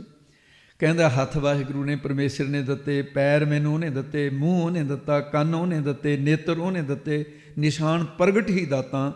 ਇਹ ਜਾਣ ਕਰਕੇ ਪੰਜ ਰਾਤਰ ਵਾਲਾ ਨਾਰਦ ਗਾਵੇ ਗਾਉਂਦਾ ਹੈ। ਗਾਵੇ ਕੋ ਗੁਣ ਵਡਿਆਈ ਆਚਾਰ। ਫਿਰ ਮਹਾਰਾਜ ਸਾਹਿਬ ਜੀ ਕਹਿੰਦੇ ਕਪਲ ਮੁਨੀ ਵੀ ਗਾਉਂਦਾ ਹੈ। ਤੇ ਸਾਖ ਸ਼ਾਸਤਰ ਹੈ ਉਹਦਾ, ਕਪਲ ਮੁਨੀ ਦਾ, ਉਹ ਆਪਣੇ ਮਤ ਅਨੁਸਾਰ ਗਾਉਂਦਾ ਹੈ। ਉਹ ਕਿਵੇਂ ਗਾਉਂਦਾ ਹੈ? ਕਹਿੰਦਾ ਰਜੋ ਗੁਣ, ਤਮੋ ਗੁਣ, ਸਤੋ ਗੁਣ, ਇਹਨਾਂ ਦੁਆਰਾ ਪ੍ਰਭੂ ਉਤਪਤੀ ਕਰਦਾ ਹੈ। ਇਸ ਨਿਸ਼ਚੇ ਦੇ ਅਨੁਸਾਰ ਕੋਈ ਉਸ ਪ੍ਰਭੂ ਦੀਆਂ ਚਾਰ ਸੁੰਦਰ ਵਡਿਆਈਆਂ ਨੂੰ ਗਾਵੇ ਗਾਉਂਦਾ ਹੈ। ਔਰ ਇੱਕ ਗੱਲ ਦਾ ਧਿਆਨ ਰੱਖਿਓ, ਇਹ ਗ੍ਰੰਥ ਨੂੰ ਜਿਹੜੀ ਦਾ ਨਾਂ ਲਿਆ ਮਹਾਰਾਜ ਨੇ, ਕਹਿੰਦੇ ਸਿੱਧੋ ਪਰ ਅਨੀਸ਼ਰਵਾਦੀ ਹੈ।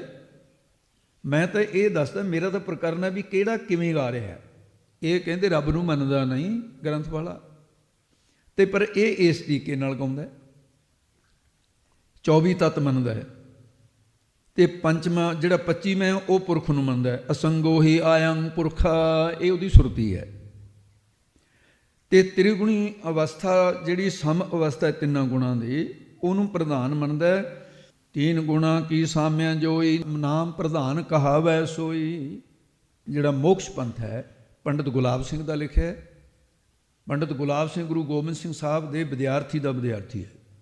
ਭਾਈ ਮਾਨ ਸਿੰਘ ਚੌਰ ਕਰਦੇ ਇਸ ਮਹਾਰਾਜ ਨੂੰ, ਉਹ ਚੌਰ ਬਰਦਾਰੀ ਦਾ ਅੱਗੇ ਵਿਦਿਆਰਥੀ ਹੈ।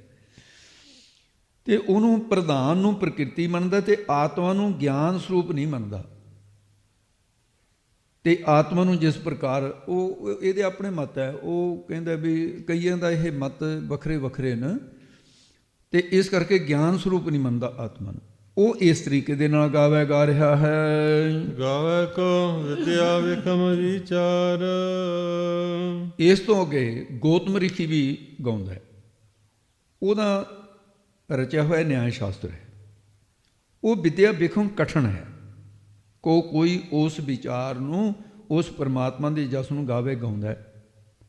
ਕਿਵੇਂ ਗਾਉਂਦਾ ਹੈ?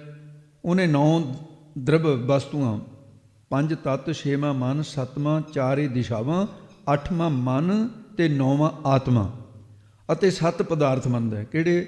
ਮਨ, ਗੁਣ, ਕਰਮ, ਸਮਾਨਿਆ, ਵਿਸ਼ੇਸ਼, ਸਮਵਾਏ, ਅਭਾਵ। ਇਹ ਉਹਨੇ ਮੁਖੀ ਮੰਨੇ।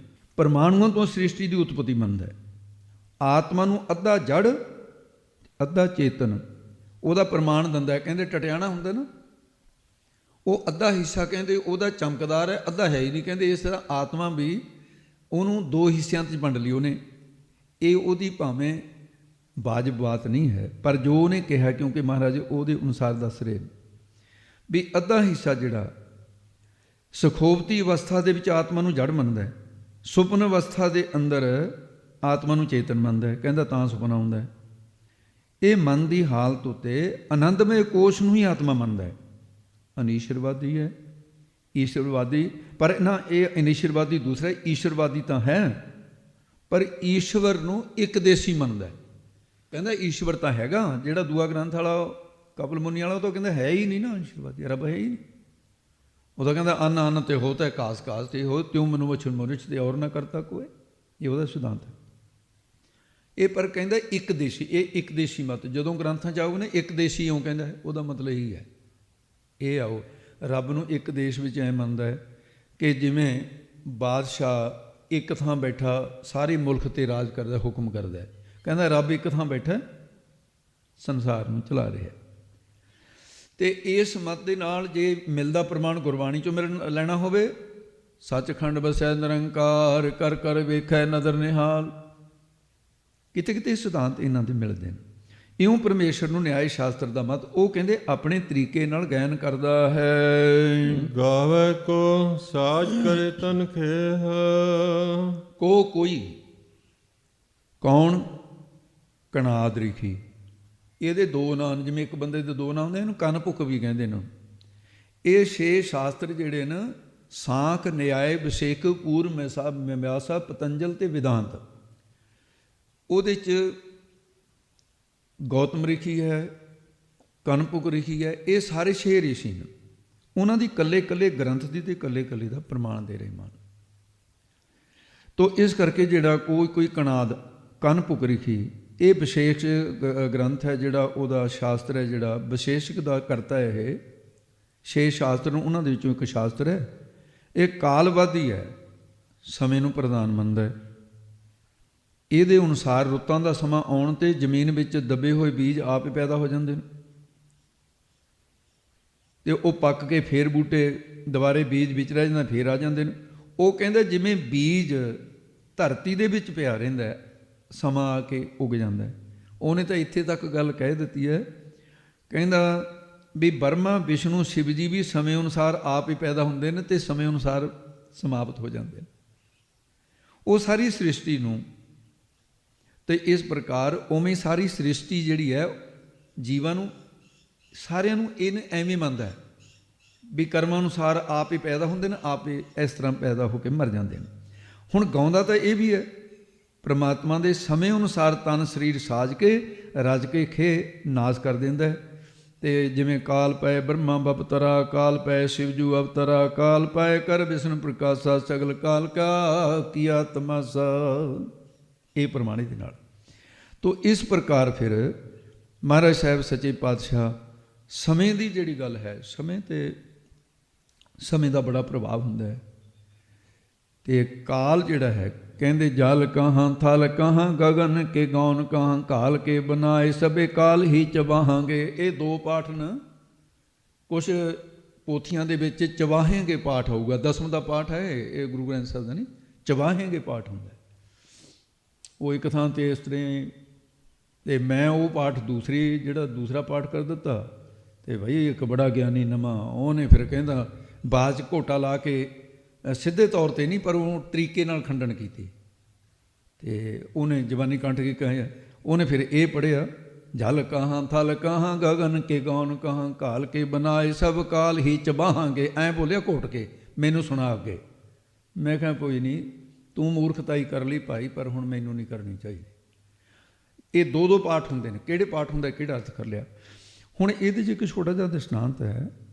ਉਹ ਕੀ ਹੈ, ਕਹਿੰਦੇ ਵੀ ਜਿਸ ਵੇਲੇ ਭਗਵਾਨ ਕ੍ਰਿਸ਼ਨ ਜੀ ਨੇ ਖੇਲ ਵਰਤਾ ਦਿੱਤੀ, ਦਰਵਾਸ਼ੇ ਨੇ ਸਰਾਫ ਦੇ ਕੇ ਵੀ, ਉਹਨੇ ਗਲਤੀ ਤਾਂ ਬੱਚਿਆਂ ਦੀ ਵੀ ਸੀ, ਸਾਂਭੇ ਦੇ ਪੇਟ ਨੂੰ ਬਾਟਾ ਬੰਨ੍ਹ ਕੇ ਨਾ ਲੋਹੇ ਦਾ, ਅਤੇ ਜਾ ਕੇ ਦਰਵਾਸ਼ੇ ਦੇ ਕੋਲ ਕਹਿੰਦੇ ਜੀ ਦੱਸੋ, ਬੀਬੀਆਂ ਵਾਲੇ ਕੱਪੜੇ ਪਾ ਲਏ, ਆਪ ਵੀ ਪਾ ਲਏ, ਅੰਦਾੜੀਏ ਮੁੰਡੇ ਸੀ ਸਾਰੇ। ਆਖਿਆ ਜੀ ਇਹਨੂੰ ਕੀ ਜੰਮੂਗਾ, ਲੜਕਾ ਕਿ ਲੜਕੀ? ਕਹਿੰਦੇ ਬੱਚਿਓ ਜਾਓ, ਰਿਸ਼ੀਆਂ ਦੇ ਨਾਲ ਨਹੀਂ ਮਖੌਲ ਕਰੀਦਾ। ਕਹਿੰਦੇ ਨਹੀਂ ਗੁਰਦੇਵ, ਤੁਸੀਂ ਸਾਡੇ ਕੁਲ ਦੇ ਹੋ, ਸਾਡੇ ਭਗਵਾਨ ਕ੍ਰਿਸ਼ਨ ਦੇ ਗੁਰੂ ਹਨ, ਅਸੀਂ ਜਾਣਨਾ ਇਹ ਸ਼ਰਮਾਤੀ ਹੈ, पूछना चाहती है कि बेटा होगा कि बेटी होगी। वो 2 ਵਾਰੀ ਫਿਰ, ਤੀਸਰੀ ਵਾਰ ਕਹਿੰਦੇ ਬੱਚਿਓ ਜਾਓ, ਉਹਨੂੰ ਵੀ ਆ ਗਿਆ ਕ੍ਰੋਧ, ਉਹ ਤਾਂ ਪਤਾ ਨਹੀਂ ਇੰਨੀ ਤਾਂ ਦੇਰ ਲਾਉਂਦਾ ਨਹੀਂ ਹੁੰਦਾ ਸ਼ਰਾਬ ਨੂੰ। ਕਹਿੰਦੇ ਜੀ ਦੱਸੋ ਜ਼ਰੂਰ। ਕਹਿੰਦਾ ਫਿਰ ਦੱਸਾਂ? ਕਹਿੰਦੇ ਹਾਂ। ਕਹਿੰਦੇ ਉਹ ਜੰਮੂਗਾ ਜਿਹੜੇ ਤੁਹਾਡੀ ਸਾਰੀ ਜਾਤਮਾ ਦੀ ਕੁੱਲ ਨੂੰ ਖਤਮ ਕਰ ਦੂਗਾ। ਭਗਵਾਨ ਕ੍ਰਿਸ਼ਨ ਕੋਲ ਆਏ, ਕਹਿੰਦੇ ਜੀ ਐਂ ਕਹਿਤਾ, ਕਹਿੰਦੇ ਵੀ ਹੁਣ ਚੱਲ ਗਿਆ ਤੀਰ। ਉਹ ਬਾਟੇ ਨੂੰ ਰੇਤਿਆ, ਜਮਨਾ ਦੇ ਕਿਨਾਰੇ ਛੱਟਿਆ, ਦੱਬ ਜੰਮੀ, ਸ਼ਸਤਰਾਂ ਦਾ ਕੰਮ ਕਰਿਆ। 56 ਜਾਤ ਵੰਸ਼ ਵਿੱਚ 56 ਕਰੋੜ ਸ਼ਰਾਬ ਪੀ ਕੇ ਆਪਸ ਵਿੱਚ ਹੀ ਲੜ ਕੇ ਮਰ ਗਏ, ਇਕੱਲੇ ਰਹਿ ਗਏ ਭਗਵਾਨ ਕ੍ਰਿਸ਼ਨ। ਭਾਈ ਗੁਰਦਾਸ ਕੀ ਕਹਿੰਦੇ, ਜਾਏ ਸੁੱਤਾ ਪ੍ਰਵਾਸ ਵਿੱਚ, ਗੋਡੇ ਉੱਤੇ ਪੈਰ ਪਸਾਰੇ, ਚਰਨ ਕਮਲ ਵਿੱਚ ਪਦਮ ਹੈ, ਚਿਲਮਿਲ ਚਿਲਕੈ ਬਾਂਗੀ, ਝਲਕੈ ਬਾਂਗੀ ਤਾਰੇ, ਬਦਕ ਆਇਆ ਭਾਲਦਾ, ਮਿਲ ਗਏ ਜਾਨ ਬਣ ਲੈ ਮਾਰੇ, ਦਰਸ਼ਨ ਡਿਠੋ ਸਜਾਏ ਕੇ, ਕਰਨ ਪੁਲਾਵ ਕਰੇ ਪੁਕਾਰੇ, ਗਲ ਵਿੱਚ ਲਿੱਤਾ ਕ੍ਰਿਸ਼ਨ ਜੀ, ਅਵਗੁਣ ਕੀਤੇ ਹਰ ਨਾ ਚਿਤਾਰੇ। ਤੀਰ ਮਾਰ ਵਾਲੇ ਨੂੰ ਗਲ ਚ ਲੈ ਲਿਆ, ਬੁੱਕਲ ਚ, ਕਰ ਕਿਰਪਾ ਸੰਤੋਖਿਆ, ਪਤਦੋ ਉਦਾਹਰਨ ਬਿਰਦ ਵਿਚਾਰੇ, ਭਲੇ ਭਲੇ ਕਰ ਮੰਨੀਆਂ, ਬੁਰਿਆਂ ਦੇ ਹਰ ਕਾਜ ਸਵਾਰੇ, ਪਾਪ ਕਰੇਂਦੇ ਪਤ ਤੋਂ ਉਧਾਰੇ। ਉਹਨੂੰ ਨਾਲ ਹੀ ਲੈ ਗਏ ਬੈਕੁੰਠ ਨੂੰ। ਤਾਂ ਉਸ ਵੇਲੇ ਭਗਵਾਨ ਕ੍ਰਿਸ਼ਨ ਜੀ ਨੇ ਹੁਕਮ ਕੀਤਾ ਅਰਜਨ ਨੂੰ, ਕਹਿੰਦੇ ਅਰਜਨ ਤੇਰੇ ਨਾਲ ਸਿੱਧੇ ਤੌਰ 'ਤੇ ਮੇਰੀ ਰਿਸ਼ਤੇਦਾਰੀ ਵੀ ਹੈ, ਸਾਲੇ ਭਣੋਈਏ ਦੀ ਰਿਸ਼ਤੇਦਾਰੀ ਸੀ। ਭਗਵਾਨ ਦੀ ਸਕੀ ਭੈਣ ਸੁਭਦਰਾ ਵਿਆਹੀ ਹੋਈ ਸੀ।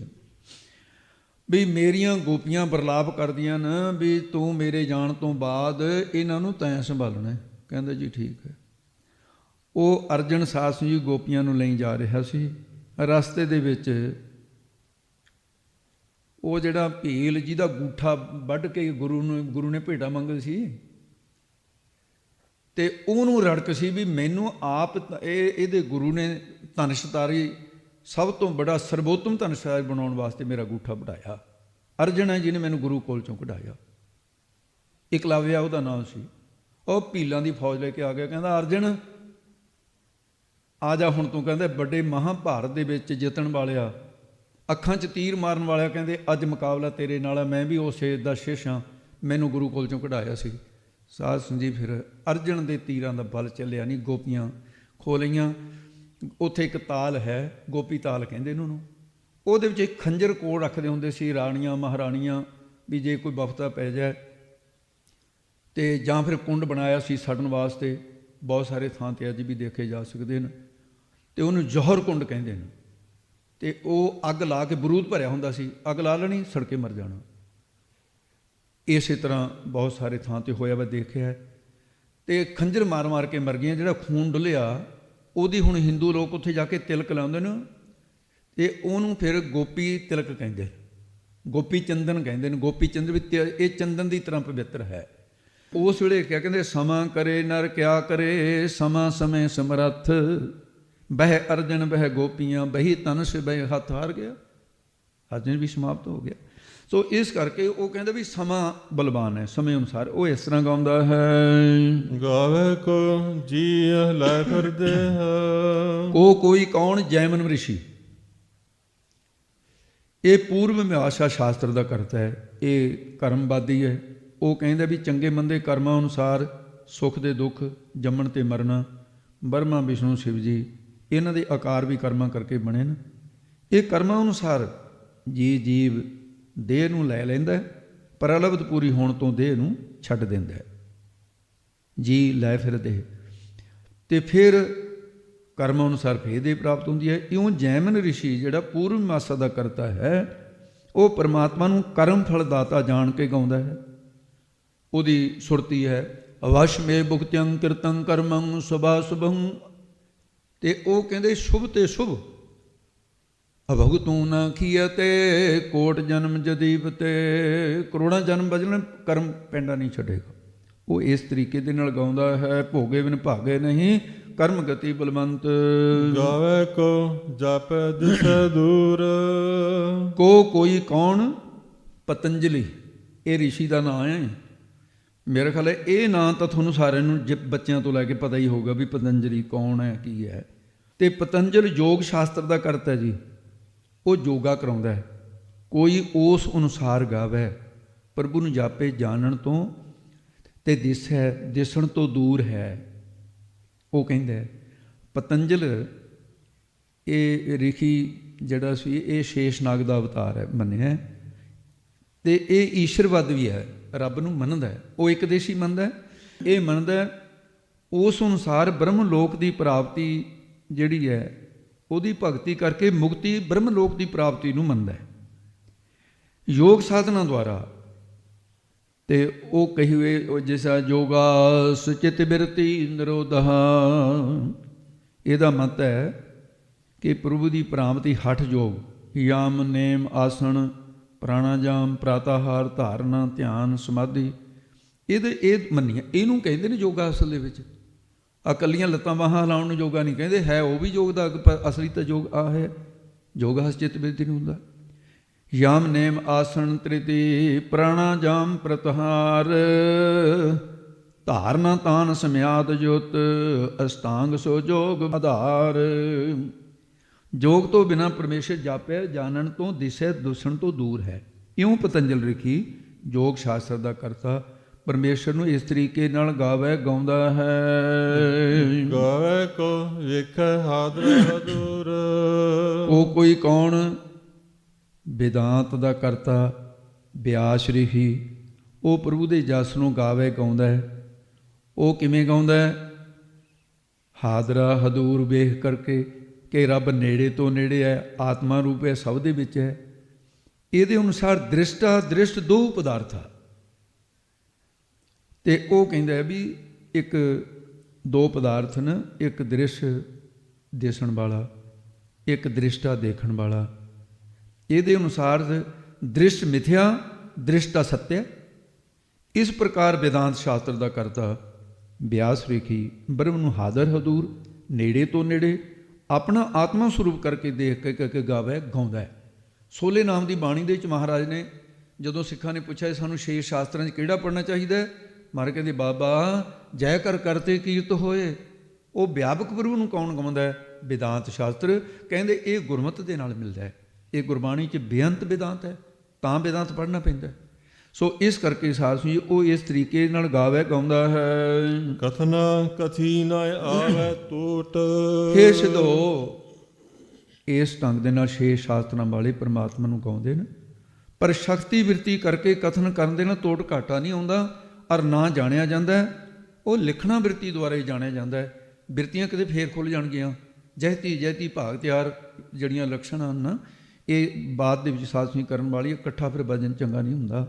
ਕਥਨਾ ਕਥੀ ਨਾ ਆਵੇ ਤੋਟ, ਕੋਈ ਘਾਟਾ ਨਹੀਂ ਆਉਂਦਾ, ਉਹ ਕਥਾ ਦੀ ਅੰਤ ਨਹੀਂ ਪਾ ਸਕਦਾ। ਕਥ ਕਥ ਕਥੀ ਕੋਟੀ ਕੋਟ ਕੋਟ। ਇਹ ਪੁਰਾਣਾਂ ਦੇ ਰਚਣ ਵਾਲੇ ਸਾਖ ਨਿਆਏ ਪੂਰਮਾਸਾ ਜੋਗ ਪਤੰਜਲ वेदांत शास्त्र ਸਾਰਿਆਂ ਦੇ ਕੋਟੀ ਕਰੋੜਾਂ ਜੁਗਤੀਆਂ ਦੇ ਕਥਨ ਕਰਨ ਵਾਲੇ ਕਰੋੜਾਂ ਕਰੋੜਾਂ ਵਾਰ ਕੋਟਾਨ ਕੋਟ ਜੁਗਤੀਆਂ ਨਾਲ ਕਥਨ ਕਰਦੇ ਨੇ, ਪਰ ਕਥਨ ਕਰਨ ਦਾ ਤੋਟਾ ਘਾਟਾ ਨਹੀਂ ਆਉਂਦਾ। ਭਾਵ ਇਹ ਹੈ ਕਿ ਉਹਦਾ ਅੰਤ ਪਾਇਆ ਨਹੀਂ ਜਾ ਸਕਦਾ, ਉਹਦੀ ਕਥਾ ਬੇਅੰਤ ਹੈ। ਤੇ ਫਿਰ ਸਿੱਖਾਂ ਨੇ ਪ੍ਰਸ਼ਨ ਕੀਤਾ ਤੇ ਸਿੱਧਾਂ ਦਾ ਆਰੰਭਲ ਮੈਂ, ਹੇ ਸਤਿਗੁਰੂ ਜੀ, ਜਿਹੜੇ ਪਰਮੇਸ਼ਰ ਦੀ ਜਸ ਨੂੰ ਗਾਉਂਦੇ ਨੇ ਵੀ ਉਹਨਾਂ ਨੂੰ ਹੁਣ ਇਹ ਦੱਸ ਦਿਓ, ਸਾਡੀ ਗੱਲ ਸਮਾਪਤ ਹੈ, ਵੀ ਫਲ ਕੀ ਮਿਲਦਾ ਹੈ, ਗਾਉਣ ਵਾਲਿਆਂ ਨੂੰ ਫਲ ਕੀ ਮਿਲਦਾ ਹੈ। ਫਿਰ ਮਹਾਰਾਜ ਸਾਹਿਬ ਜੀ ਫਿਰ ਇਸੇ ਪੌੜੀ ਦੁਆਰਾ ਕਥਨ ਕਰਦੇ ਨੇ, ਸੁਣੋ ਜੀ। ਗਾਵੇ ਕੋ ਤਾਣ ਹੋਵੇ ਕਿਸੈ ਤਾਣ। ਕੋ ਕਿਸੇ ਨੂੰ ਉਸ ਵਾਹਿਗੁਰੂ ਦੇ ਗੁਣਾਂ ਨੂੰ ਤਾਣ ਬਲ ਦੀ ਪ੍ਰਾਪਤੀ ਵਾਸਤੇ ਗਾਵਿਆ, ਵੀ ਮੈਨੂੰ ਤਾਕਤ ਮਿਲ ਜਾਏ, ਬਲ ਮਿਲ ਜਾਏ, ਬਲ ਦੀ ਪ੍ਰਾਪਤੀ ਹੋ ਜਾਵੇ। ਤੇ ਜਿਵੇਂ ਤੈਥੋਂ ਹੀ ਬਲਰਾਮ ਲੈ ਨਾਲ ਬਾਣਾ ਤੈ ਸਿਰ ਘਾਇਆ, ਤੈਥੋਂ ਹੀ ਬਲ ਕ੍ਰਿਸ਼ਨ ਲੈ ਕੰਸ ਕੇ ਸੀ ਪਕੜ ਗਰਾਇਆ। ਇਹ ਤੇਰੇ ਕੋਲੋਂ ਹੀ ਬਲ ਲਏ ਮਹਾਰਾਜ। ਤੇ ਇਸ ਕਰਕੇ ਬਰਮਾ ਨੂੰ ਹੰਕਾਰ ਹੋ ਗਿਆ ਸੀ ਵੀ ਮੈਂ ਇਕੱਲਾ ਹੀ ਹਾਂ। ਤੇ ਮਹਾਰਾਜ ਸਾਹਿਬ ਨੇ 36 ਯੁੱਗ ਨਾਲੀ ਦੇ 'ਚ ਘੁਮਾਇਆ, 18 ਯੁੱਗ ਹੇਠਾਂ ਜਾਂਦਿਆਂ ਨੂੰ, 18 ਯੁੱਗ ਉੱਪਰ ਆਉਂਦਿਆਂ ਨੂੰ ਲੋਗੇ। ਫਿਰ ਮੁੜ ਕੇ ਕਹਿੰਦਾ ਜੀ ਮੈਂ ਭੁੱਲ ਗਿਆ, ਹੁਣ ਤੁਸੀਂ ਮੇਰੇ 'ਤੇ ਕਿਰਪਾ ਕਰੋ, ਮੇਰੇ 'ਚ ਤਾਂ ਸ਼ਕਤੀ ਕੋਈ ਨਹੀਂ ਰਹੀ। ਕਹਿੰਦੇ ਤਪ ਕਰ ਤਪ ਕਰ ਤਪ ਕਰ, 3 ਵਾਰੀ ਆਵਾਜ਼ ਆਈ, ਸ੍ਰੀ ਨਾਨਕ ਪ੍ਰਕਾਸ਼ ਲਿਖੇ। ਤੇਰੇ ਕੋਲੋਂ ਸ੍ਰਿਸ਼ਟੀ ਬਣਵਾਉਣੀ ਸੀ, ਤੂੰ ਹੰਕਾਰ ਕਰਕੇ ਤਾਕਤ ਖਤਮ ਕਰ ਰਹੀ। ਫਿਰ ਇਸ ਨੇ 10 ਲੱਖ ਵਰ੍ਹੇ ਤਪ ਕੀਤਾ, 10 ਲੱਖ ਥੋੜੇ ਨਹੀਂ ਹੁੰਦੇ। ਫਿਰ ਤਾਕਤ ਆ ਗਈ ਪਰਮਾਤਮਾ ਦਾ ਚਿੰਤਨ ਕਰਕੇ। ਫਿਰ ਇਸ ਨੇ ਸ੍ਰਿਸ਼ਟੀ ਜਿਹੜੀ ਆ ਉਹ ਰਚਣ ਦੀ ਤਾਕਤ ਇਹਦੇ ਵਿੱਚ ਹੋ ਗਈ, ਸ੍ਰਿਸ਼ਟੀ ਰਚੀ। ਪਹਿਲਾਂ ਆਪਣੇ ਸੰਕਲਪ ਦੇ ਨਾਲ ਅਣਜਾਣ ਸੰਗਿਆ ਵਾਲੇ 33 ਕਰੋੜ ਦੇਵਤੇ ਪੈਦਾ ਕੀਤੇ, ਐਡੀ ਤਾਕਤ ਸੀ। 33 ਕਰੋੜ ਦੇਵਤੇ ਅਣਜਾਣ ਸੰਗਿਆ ਵਾਲੇ ਪੈਦਾ ਕੀਤੇ। ਫਿਰ ਸ੍ਰਿਸ਼ਟੀ ਦੀ ਰਚਣ ਤੋਂ ਬਾਅਦ ਫਿਰ ਇਹਨੇ ਬਰਮਾ ਨੇ ਅਸਥੂਲ ਸ੍ਰਿਸ਼ਟੀ ਜਿਹੜੀ ਹੈ ਉਹ ਸਾਸ ਸੀ। ਇਹ ਬਲ ਪ੍ਰਾਪਤ ਕਿੱਥੋਂ ਕੀਤਾ? ਪਰਮਾਤਮਾ ਦਾ ਚਿੰਤਨ ਕਰਕੇ। ਕੋਈ ਇਸ ਤਰ੍ਹਾਂ ਗਾਉਂਦਾ ਬਲ ਪ੍ਰਾਪਤ ਕਰਨ ਲਈ, ਉਹਨੂੰ ਬਲ ਪ੍ਰਾਪਤ ਹੋਣ ਰੂਪ ਫਲ ਮਿਲ ਜਾਂਦਾ ਹੈ। ਗਾਵੇ ਕੋ ਦਾਤ ਜਾਣੈ ਨਿਸ਼ਾਨ। ਤੇ ਜਿਸ ਪੁਰਸ਼ ਨੇ ਧਰਮ ਅਰਥ ਕਾਮ ਮੋਖ ਇਹ ਦਾਤਾਂ ਵਾਸਤੇ, ਇਹਦੀ ਪ੍ਰਾਪਤੀ ਵਾਸਤੇ ਉਸ ਵਾਹਿਗੁਰੂ ਦੇ ਗੁਣਾਂ ਨੂੰ ਗਾਇਆ ਹੈ, ਉਹਨੂੰ ਉਹੀ ਦਾਤਾਂ ਦੀ ਪ੍ਰਾਪਤੀ ਵਾਹਿਗੁਰੂ ਪਾਸੋਂ ਹੋ ਜਾਂਦੀ ਹੈ। ਜਿਨ੍ਹਾਂ ਨੇ ਦੁਨਿਆਵੀ ਦਾਤਾਂ ਮੰਗਣ ਲਈ ਪ੍ਰਵੇਸ਼ ਦੇ ਜਸ ਨੂੰ ਗਾਵੇ ਗਾਉਣਾ ਕੀਤਾ ਹੈ, ਅਰਾਧਨਾ ਕੀਤਾ ਹੈ, ਉਹਨੂੰ ਉਹ ਦਾਤਾਂ ਦਾ ਨਿਸ਼ਾਨ ਪ੍ਰਗਟ ਹੋ ਜਾਂਦੇ ਨੇ, ਫਿਰ ਉਹ ਗਾਉਂਦਾ ਹੈ ਜਾਣੈ ਨਿਸ਼ਾਨ। ਜਿਨ੍ਹਾਂ ਦੇ ਉਸ ਵਾਹਿਗੁਰੂ ਸਰੂਪ ਨੂੰ ਨਿਸ਼ਾਨ ਪ੍ਰਗਟ ਕਰਕੇ ਜਾਣਨ ਦੇ ਲਈ ਗਾਵੇ ਗਾਇਆ, ਉਹਨਾਂ ਨੂੰ ਆਪਣੇ ਸਰੂਪ ਦੀ ਸਿਖਿਆਤਾ ਹੋ ਜਾਂਦੀ ਹੈ। ਜਿਵੇਂ ਭਾਈ ਨੰਦ ਲਾਲ ਜੀ ਨੇ ਇਸ ਅਵਸਥਾ ਵਿੱਚ ਪਹੁੰਚ ਕੇ ਤੇ ਫਿਰ ਉਹਨਾਂ ਦਾ ਗੰਜਨਾਮਾ ਭਾਈ ਸਾਹਿਬ ਦਾ ਗ੍ਰੰਥ ਨੇ, ਵੈਸੇ ਤਾਂ ਨੌਨ, ਉਹ ਕਹਿੰਦੇ ਰੂਹ ਦਰ ਹਰ ਜਿਸਮ ਗੁਰੂ ਗੋਬਿੰਦ ਸਿੰਘ, ਨੂਰ ਦਰ ਹਰ ਚਸ਼ਮ ਗੁਰੂ ਗੋਬਿੰਦ ਸਿੰਘ। ਇਹ ਫਿਰ ਦ੍ਰਿਸ਼ਟੀ ਹੋ ਜਾਂਦੀ ਹੈ। ਇਹ ਸਾਰੀਆਂ ਤਾਕਤਾਂ ਇੱਥੋਂ ਮਿਲਦੀਆਂ। ਇਹ ਫਲ ਹੈ ਜੀ ਗਾਵੇ ਕੋ ਗੁਣ ਵਡਿਆਈਆ ਚਾਰ। ਜਿਨ੍ਹਾਂ ਨੇ ਸਤ ਸੰਤੋਖ ਦਇਆ ਧਰਮ ਗੁਣਾਂ ਦੀ ਪ੍ਰਾਪਤੀ ਦੇ ਲਈ ਵਾਹਿਗੁਰੂ ਦੇ ਸਿਮਰਨ ਨੂੰ ਕੀਤਾ ਹੈ, ਗਾਵੇ, ਉਹਨਾਂ ਨੂੰ ਸਾਰੇ ਗੁਣਾਂ ਦੀ ਪ੍ਰਾਪਤੀ ਹੋ ਜਾਂਦੀ ਹੈ। ਧੰਨ ਧੰਨ ਭਾਗ ਤਿਨਾ ਸਾਧ ਜਨਾ, ਹਰ ਕੀਰਤਨ ਗਾਏ ਗੁਣੀ ਜਨ ਬਣਤੇ ਆ। ਵਡਿਆਈਆ ਚਾਰ, ਜਿਨ੍ਹਾਂ ਦੇ ਚਾਰ ਸੁੰਦਰ ਵਡਿਆਈਆਂ ਦੀ ਪ੍ਰਾਪਤੀ ਲਈ ਗਾਉਣਾ ਕੀਤਾ ਹੈ, ਸੁੰਦਰ ਵਡਿਆਈਆਂ ਦੀ ਪ੍ਰਾਪਤੀ ਹੋ ਜਾਂਦੀ ਹੈ। ਸਭ ਸਤ ਸਭ ਤਪ ਸਭ ਚੰਗਿਆਈਆ, ਸਿੱਧਾ ਪੁਰਖਾਂ ਕੀ ਵਡਿਆਈਆ, ਤੁਧ ਮੈਨੇ ਸਿੱਧੀ ਕਿਨੇ ਨਾ ਪਾਈਆ। ਹਰ ਭਗਤਾਂ ਦੇ ਵਡਿਆਈ ਗਰੀਬ ਅਨਾਥਿਆ ਵਡਿਆਈ ਦੇ ਦਿੰਦਾ। ਹਰ ਆਪਣੀ ਭਗਤ ਕਰਾਏ ਵਡਿਆਈ ਵੇਖਾਲੀ ਹਨ, ਤੇ ਇਸ ਪ੍ਰਕਾਰ ਦੇ ਦਿੰਦਾ। ਇਹ ਫਲ ਹੈ ਗਾਵੇ ਕੋ ਵਿਦਿਆ ਵੇਖਣ ਦੀ ਚਾਰ। ਜਿਨ੍ਹਾਂ ਨੇ ਵੇਖਣ ਕਠਨ ਔਖੀ ਵਿਦਿਆ ਦੀ ਪ੍ਰਾਪਤੀ ਲਈ ਵਾਹਿਗੁਰੂ ਨੂੰ ਗਾਉਣਾ ਕੀਤਾ, ਉਹਨਾਂ ਨੂੰ ਉਹ ਕਠਨ ਵਿਦਿਆ ਦੀ ਪ੍ਰਾਪਤੀ, ਇਹ ਫਲ ਹੈ, ਇਹ ਹੋ ਜਾਂਦੀ ਹੈ। ਗਾਵੇ ਕੋ ਸਾਜ ਕਰੇ ਤਨ ਕੇ। ਕੋ ਕਿਸੇ ਨੇ ਆਤਮ ਗਿਆਨ ਦੇ ਲਈ ਸਾਜ ਸਾਜਣਾ ਵਾਸਤੇ, ਆਤਮ ਗਿਆਨ ਸਾਜਣ ਵਾਸਤੇ, ਤਨ ਸਰੀਰ ਦੇ ਅਭਿਮਾਨ ਨੂੰ ਖੇ ਨਾਸ਼ ਕਰਨ ਵਾਸਤੇ, ਦੇ ਅਧਿਆਸ ਨੂੰ ਗਾਵਿਆ ਸਿਮਰਿਆ। ਉਹ ਪੁਰਸ਼ ਤਨ ਮਿਥਿਆ ਜਾਣਨ ਦੇ ਲਈ ਤੇ ਫਿਰ ਸਤ ਨਿਰਤ ਨੂੰ ਬੂਝਣ ਵਾਸਤੇ, ਸ੍ਰੇਸ਼ਟ ਬੁੱਧ ਗਿਆਨ ਬ੍ਰਹਮ ਗਿਆਨ ਦੀ ਪ੍ਰਾਪਤੀ ਵਾਸਤੇ ਗਾਇਆ ਸੀ, ਤੇ ਉਹਨਾਂ ਨੂੰ ਇਹ ਪ੍ਰਾਪਤੀ ਹੋ ਗਈ। ਤੇ ਉਹਨਾਂ ਦੇ 'ਚ ਅਨੇਕਾਂ ਗੁਰਸਿੱਖ ਬੜੇ ਬੜੇ ਤਤਵੇ ਤੇ ਹੋਏ, ਸ਼ਹੀਦੀਆਂ ਦਾ ਪ੍ਰਾਪਤ ਕਰਦਿਆਂ ਦੇਹ ਅਧਿਆਸ ਖੇ ਨਾਸ਼ ਕਰਨ ਲਈ ਗਾਇਆ ਸੀ। ਉਹਨਾਂ ਦਾ ਦੇਹ ਅਧਿਆਸ ਖਤਮ ਹੋ ਗਿਆ, ਤੇ ਇਸ ਪ੍ਰਕਾਰ ਇਹ ਫਲ ਮਿਲਦਾ ਹੈ। ਗਾਵੇ ਕੋ ਜੀ ਲੈ ਫਿਰ ਦੇਹ। ਜਿਨ੍ਹਾਂ ਨੇ ਪਰ ਕਾਇਆ ਪ੍ਰਵੇਸ਼ ਸਿੱਧੀ ਦੁਆਰਾ ਗਾਵੇ ਗਾਉਣਾ ਕੀਤਾ ਵੀ ਮੈਨੂੰ ਇਹ ਬਲ ਮਿਲ ਜਾਏ, ਮੈਂ ਆਪਣੇ ਜਿਸਮ 'ਚੋਂ ਆਪਣੀ ਜੀਵਾਤਮਾ ਦੂਜੇ ਦੇ ਸਰੀਰ ਵਿੱਚ ਪ੍ਰਵੇਸ਼ ਕਰ ਦਿਆਂ। ਜਿਵੇਂ ਅਮਰੂ ਰਾਜੇ ਦੀ ਦੇਹ ਵਿੱਚ ਰਾਜੇ ਸ਼ਿਵਨਾਭ ਦਾ ਪਿਤਾ ਸੀ, ਮਛੰਦਰਨਾਥ ਜਾ ਕੇ ਬੜਿਆ, ਗੋਰਖਨਾਥ ਤੇ ਉੱਥੋਂ ਕੱਢ ਕੇ ਲਿਆਂਦਾ। ਇਹਦੀਆਂ ਬੜੀਆਂ ਸਾਖੀਆਂ ਆਉਂਦੀਆਂ। ਤੇ ਫਿਰ ਮਹਾਰਾਜ ਸਾਹਿਬ ਦੇ ਚਰਨੀ ਲਿਆ ਕੇ ਪਾਇਆ ਸੀ ਗੋਰਖਨਾਥ ਨੇ। ਮਹਾਰਾਜ ਨੇ ਰਾਮਕਲੀ ਰਾਗ 'ਚ ਸ਼ਬਦ ਉਚਾਰਨ ਕੀਤਾ, ਲੜੀਵਾਰ 'ਚ ਅੱਗੇ ਆ ਹੀ ਜਾਣਾ। ਮਹਾਰਾਜ ਕਹਿੰਦੇ ਸੁਣ ਮਾਛੰਦਰਾ ਨਾਨਕ ਬੋਲੇ ਬਸਕਤ ਪੰਚ ਕਰੇ ਨਹੀਂ ਡੋਲੇ, ਐਸੀ ਜੁਤ ਜੋ ਕੋ ਪਾਲੇ ਆਪ ਤਰੇ ਸਗਲੇ ਕੁਲ ਤਾਰੇ, ਸੋ ਅਦੂਤੀ ਐਸੀ ਮਤ ਪਾਵੈ ਐਨਸ ਸੁਨ ਸਮਾਤ ਸਮਾਵੈ ਰਹਾਓ।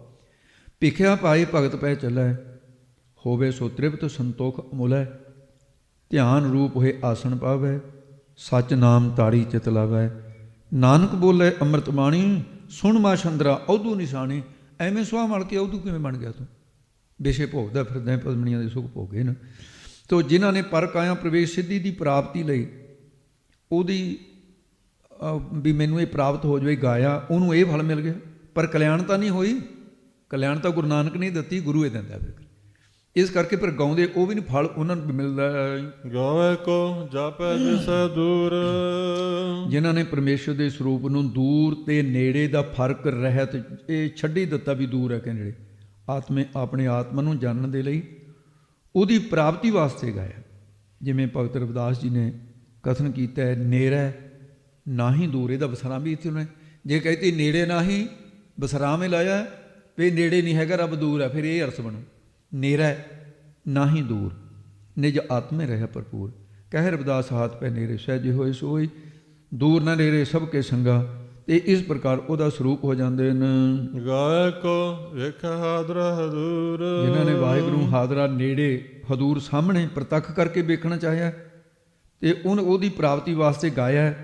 ਪ੍ਰਹਲਾਦ ਨੇ ਗਾਇਆ ਤੇ ਧਰੂ ਨੇ ਗਾਇਆ, ਉਹ ਫਿਰ ਪ੍ਰਗਟ ਹੋ ਕੇ ਭਗਤਾਂ ਦੀ ਰੱਖਿਆ ਵੀ ਕੀਤੀ ਤੇ ਪਰਮੇਸ਼ਰ ਦੀ ਸਾਖਸ਼ਾਤਤਾ ਵੀ ਪ੍ਰਾਪਤ ਹੋ ਗਈ। ਤੇ ਜਿਵੇਂ ਕਾੜ ਖੜਕ ਕੋਪਿਓ ਰੀਸ ਆਏ, ਤੁਧ ਰਾਖਣ ਹਾਰੋ ਮੋਹਿ ਬਤਾਏ, ਪ੍ਰਭ ਥਮ ਤੇ ਨਿਕਸੇ ਕੈ ਵਿਸਥਾਰ, ਹਰਨਾਗ ਛੇ ਦਿਓ ਨਖ ਵਿਦਾਰ। ਸੋ ਹੁਣ ਪ੍ਰਸ਼ਨ ਕੀਤਾ ਵੀ ਕਿੰਨਿਆਂ ਨੇ ਕਥਨ ਕਰਨ ਦੇ ਨਾਲ ਟੋਟਾ ਨਹੀਂ ਆਉਂਦਾ, ਇੰਨਿਆਂ ਨੇ ਕਥਨ ਕੀਤਾ ਕਿ ਫੇਰ ਵੀ ਨਹੀਂ ਟੋਟਾ ਆਉਂਦਾ। ਮੁੜ ਕੇ ਪ੍ਰਸ਼ਨ ਉੱਥੇ ਲੈ ਆਉਂਦਾ। ਸਮਾਪਤੀ ਦੇ ਨੇੜੇ ਪਹੁੰਚੀਏ ਵਿਚਾਰ, ਤੇ ਮਹਾਰਾਜ ਸਾਹਿਬ ਨੇ ਉੱਤਰ ਦਿੱਤਾ ਹੈ, ਕਥਨਾ ਕਥੀ ਨ ਆਵੇ ਟੋਟ।